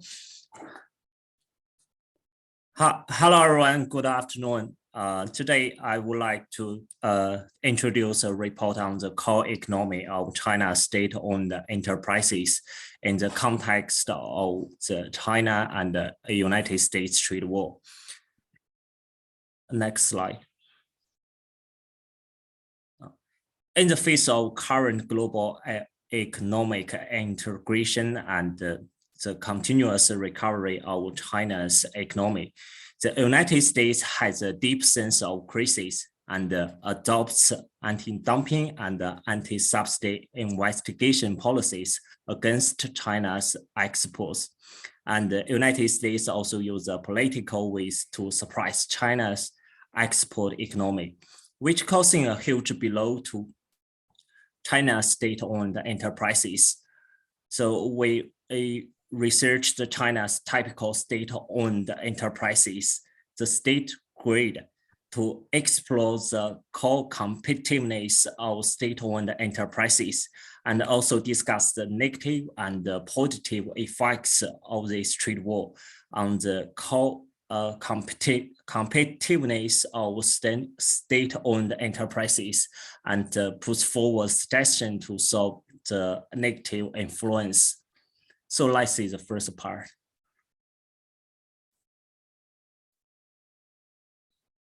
Okay, in the first part, I will talk about the course of Sino-US trade war. Firstly, export profit. The Sino-US trade war has left the United States in a long-term trade deficit, and the dollar has depreciated. This is not what the United States want to see. The U.S. Government has always wanted to lead a war to impose sanctions on other countries, which enabled them to open up the market for profit. So the United States tried to launch baseless trade sanctions against China, then hope to make the Chinese government compromise through this way. Secondly,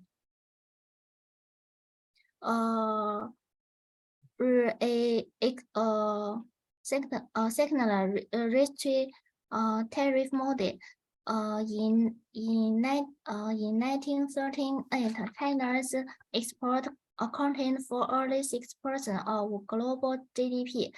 In 2020, China's total export will account for 13% of the global GDP.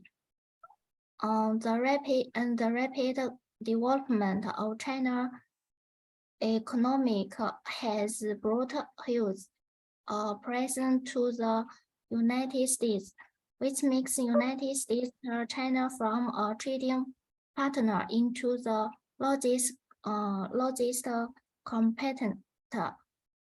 Therefore, Trump tried to suppress China's economic development through tariff pressure and another models. Thirdly,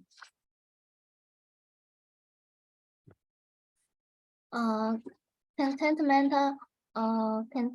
strategies according to the normal GDP calculation by purchasing power evaluation.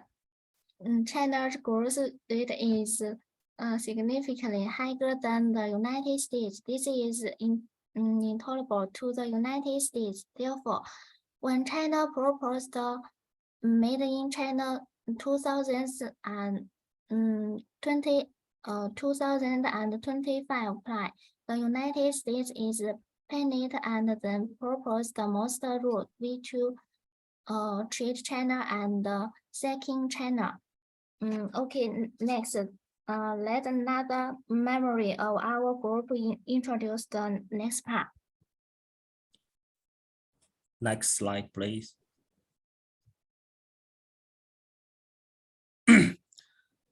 So next part, let's look at the historical development of trade war between China and the United States. Although these two countries have been negotiating all the time, the Trump government has always been dishonest, which have lost its credibility, and the trade war has been bring up.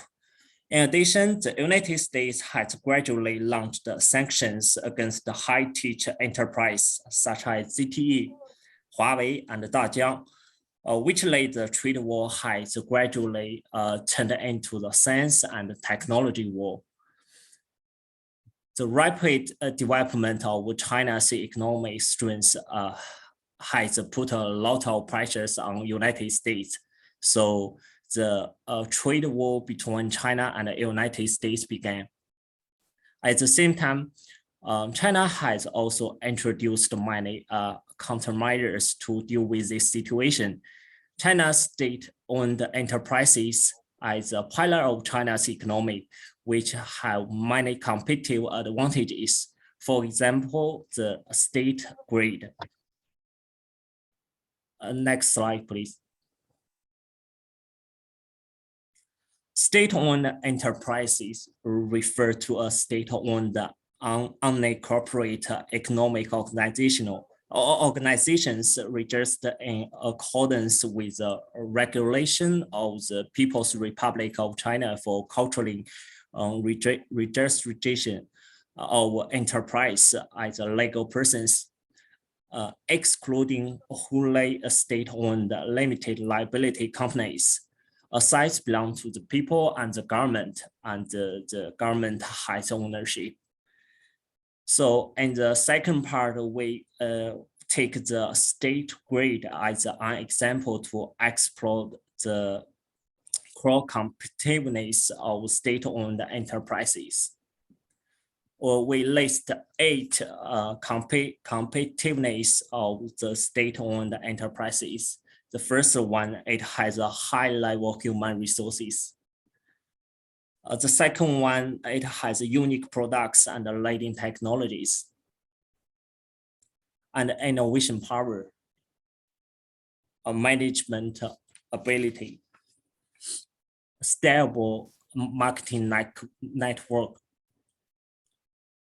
good brand image, attractive consumer service, and a want-grade corporate culture. In the next part, I will talk about the negative impact of this trade war on the core competitiveness of state-owned enterprises. Here, there are 6 negative impacts. Firstly, it is difficult to expand the scale of state-owned enterprises by restricting their mergers and acquisition activities. Secondly, limited high-tech products. Thirdly, restricting talent from studying in the United States and hindering talent from the return their home country. Fourthly, the China and the United States trade war imposed the sanction on domestic innovative enterprises and blocked the source of spare parts for innovative enterprises. The 5th one is a greater challenge to management of state-owned enterprises. The last one is damage the brand image of state-owned enterprises. Next, let's see the positive impacts of a trade war between United States and China on state-owned enterprises. The first one, the impact of trade war on state-owned enterprises, unique products, and leading technologies.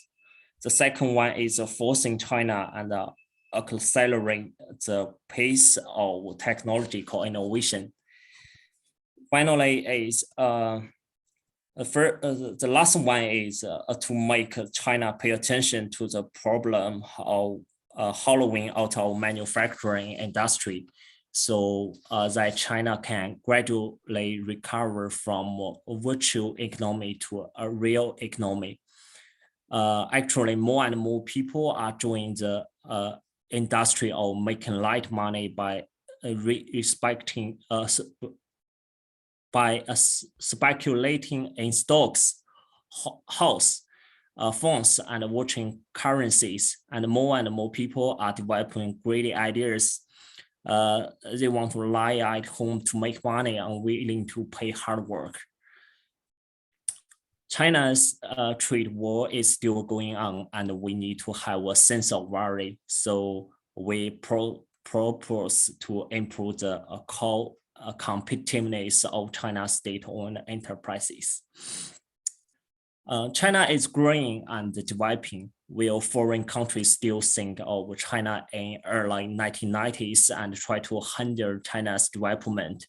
So state-owned enterprises should continuously improve their core competitiveness, reduce their over-dependence on foreign countries, deepen supply-side reform, move from relying on marketing to rely on quality, continuously achieving industrial upgrading, move from cheap labor to efficient production with artificial intelligence, and gradually realize socialist modernization. Here we list 7 suggestions for state-owned enterprises. The first, quality the scientific research ability of talents and improve their comprehensive quality. Secondly, outsourcing local field through mergers and acquisition activities. Thirdly, strengths scientific and technological innovation, build the innovation based on the core competitiveness of state-owned enterprises. Fourthly, continuously improve the organizational culture of enterprises.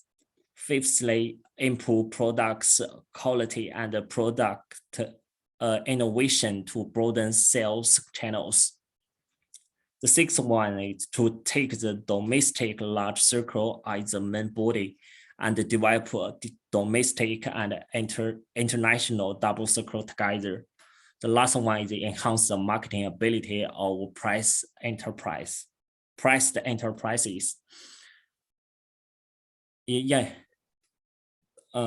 Finally, nowadays, countries led by United States equate political power with economic power, pursue new mechanism, and constantly infringe on the interest of Chinese enterprise with unreasonable reasons.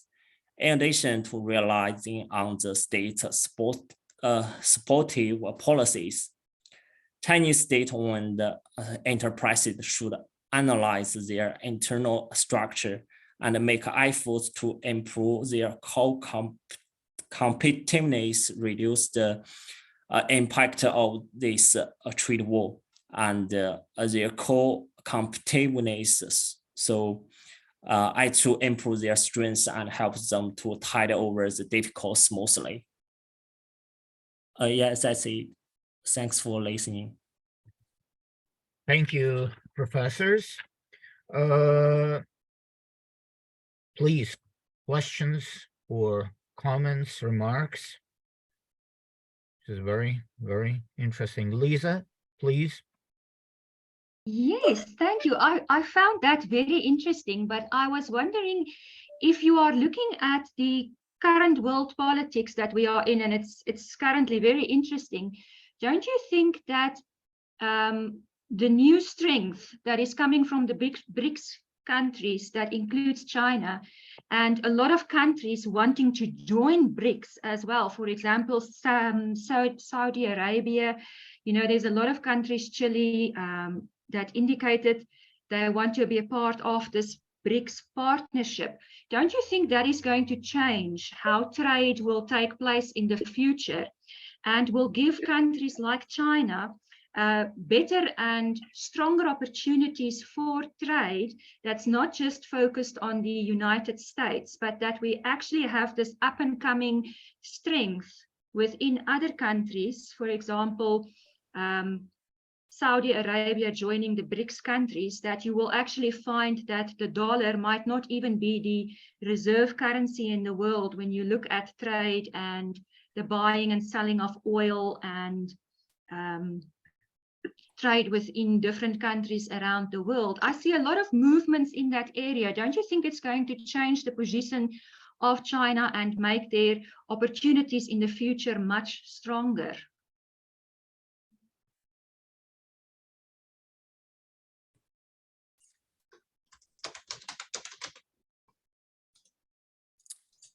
Could we think these questions later? Okay, it was a long question, right? Yeah. Actually, it's actually interesting that we have here today representatives from all BRICS countries here on the panel. One point I wanted to make, Alexander, sir, with your permission. Okay, sure, go ahead. Yeah, one, of course, I wish to know that there have been two very important developments in global economy. One is the COVID impact on US and China, which I think were two worst COVID affected countries in the world. In fact, today I was looking at the numbers. The US has staggering numbers.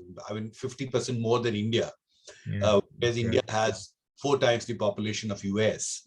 So I think United States, the most developed country with a very high-tech health infrastructure, became the worst victim of COVID-19. I think that's one big lesson for the global community. The second is, of course, China also has tried very hard, and we know that China is still in global headlines for its zero COVID policy, and questions there were being raised, and relaxations and easing of the norms now.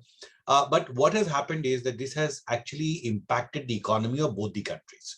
And we do know that the global recession is largely because of the slowdown in both the US economy and in the Chinese economy. And so how has this actually affected the tensions in the economic relations between the US and China? And there are different ways of looking at this. We can call it a war, or a trade war, or a tussle. But of course, nations always tussle with each other for a greater influence for their markets. And this has been part of the globalization debate that has happened. But how do you think that this US-China trade war, as you have called, actually has been impacted by these two catastrophic events in global economy? I think we actually should think the pandemic, the influence for the two countries, and we will think about that later. So now I can't answer these questions. Sorry. Okay, thank you so much. Maybe you'll answer them later.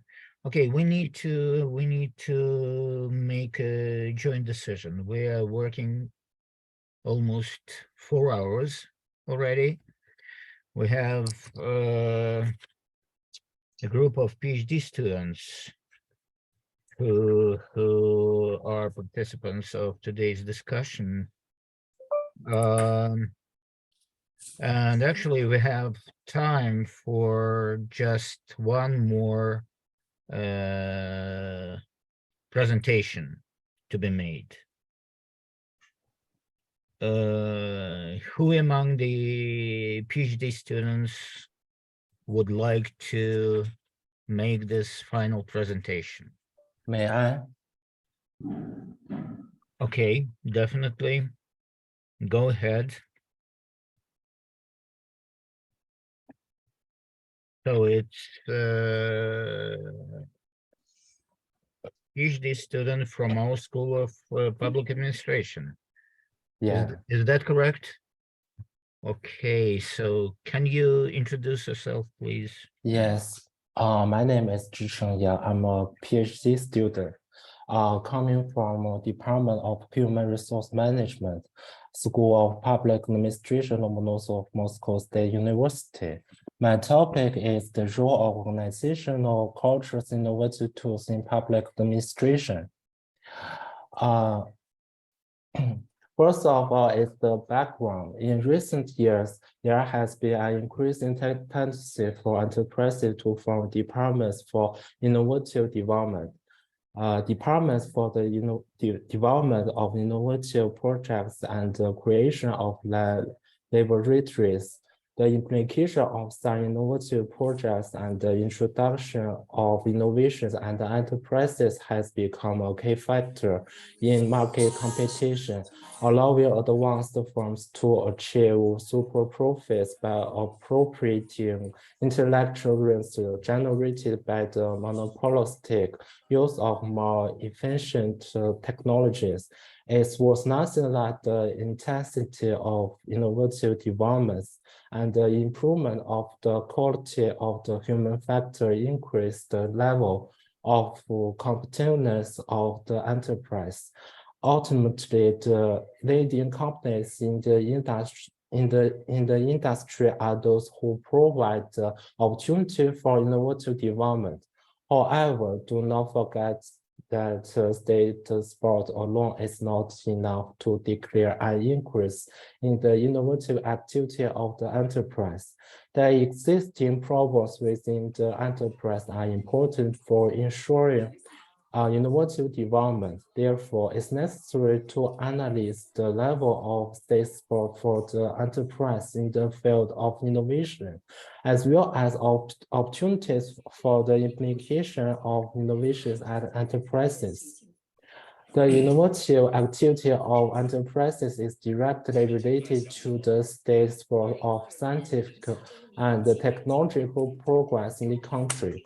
Innovative activity at the enterprise requires the organization of a special infrastructure. For this reason, for many years, innovative enterprises in the field of computer technology have prevailed in Russia.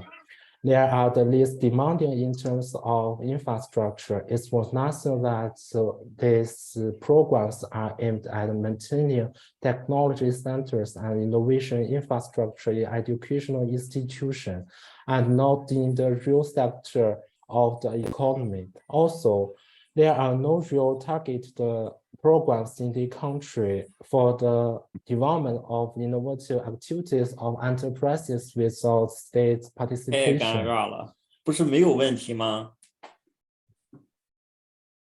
In the most cases, innovative development programs and strategies are aimed at supporting the innovative activities of large state corporations. For example, medium and small business in the country do not receive direct support and financing from the state.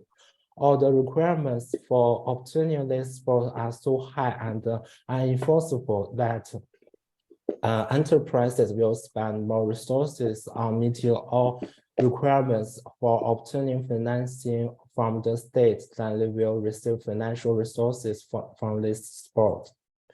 The Russian economy, being in a state crisis, is trying to provide key sectors of the economy with financial resources to support their innovative development. However, all programs to ensure the innovative development of enterprises are aimed at supporting large state corporations.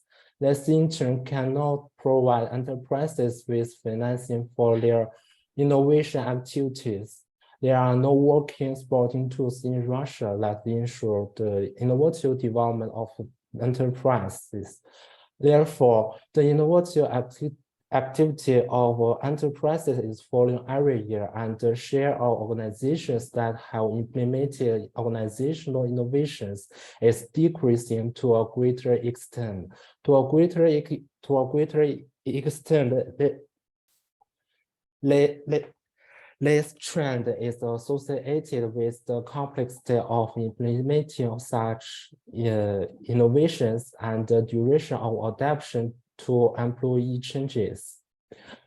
Here are some advice when implementing organizational innovations. It's necessary to understand the level of development of corporate culture at the enterprise and the possibility of introducing changes at this stage. Understand what smoothing mechanism will work when introducing innovations, how the company's employees will react, and what consequences the innovations will bring. It's also necessary to take into account the current problems of an intra-company nature that need to be addressed by the company's management in a timely manner, as well as the emerging status to external environment.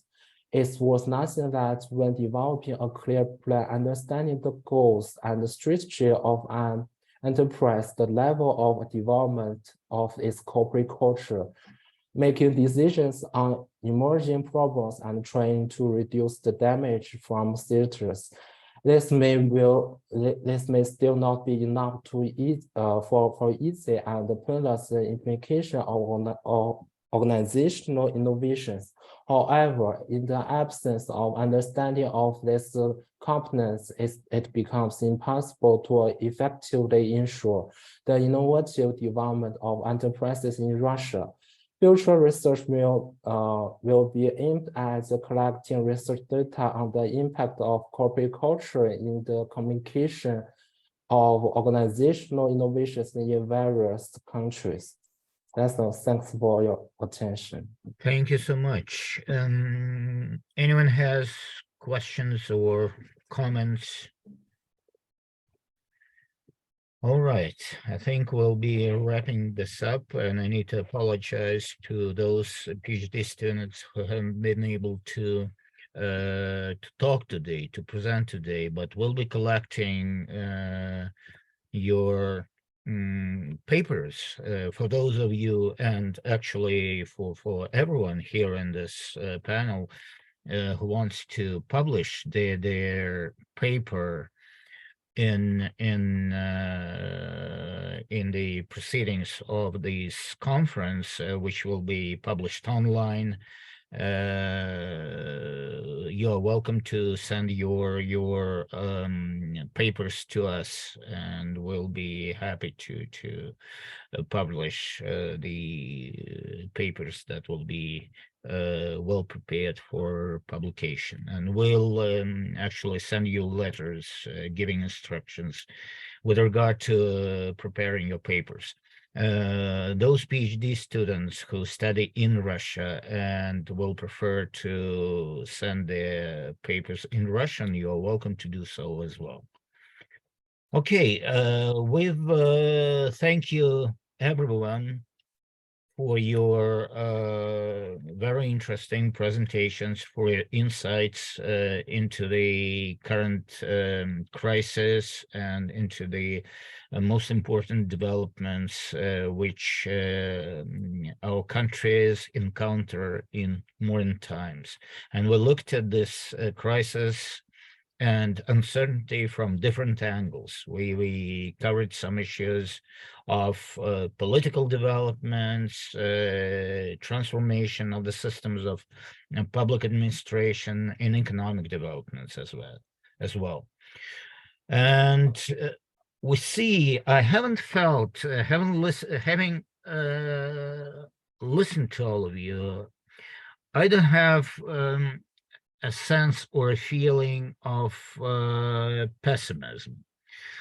Although many of you were talking about difficulties, problems, and sometimes very grave problems, I still have a feeling that we will find a way to handle the crisis, and at least to manage the crisis I hope that many of you will be able to provide advice and consultancy to public administrators and people who are decision makers in our country with regard to how to approach those difficult issues raised during today's discussion. Thank you again for participation. Stay in touch, please, and we'll also contact you with our certificates of appreciation for your today's contribution, and also with information with regard to possible publication of the results of today's roundtable discussion. Thank you again, and see you next time. Thank you.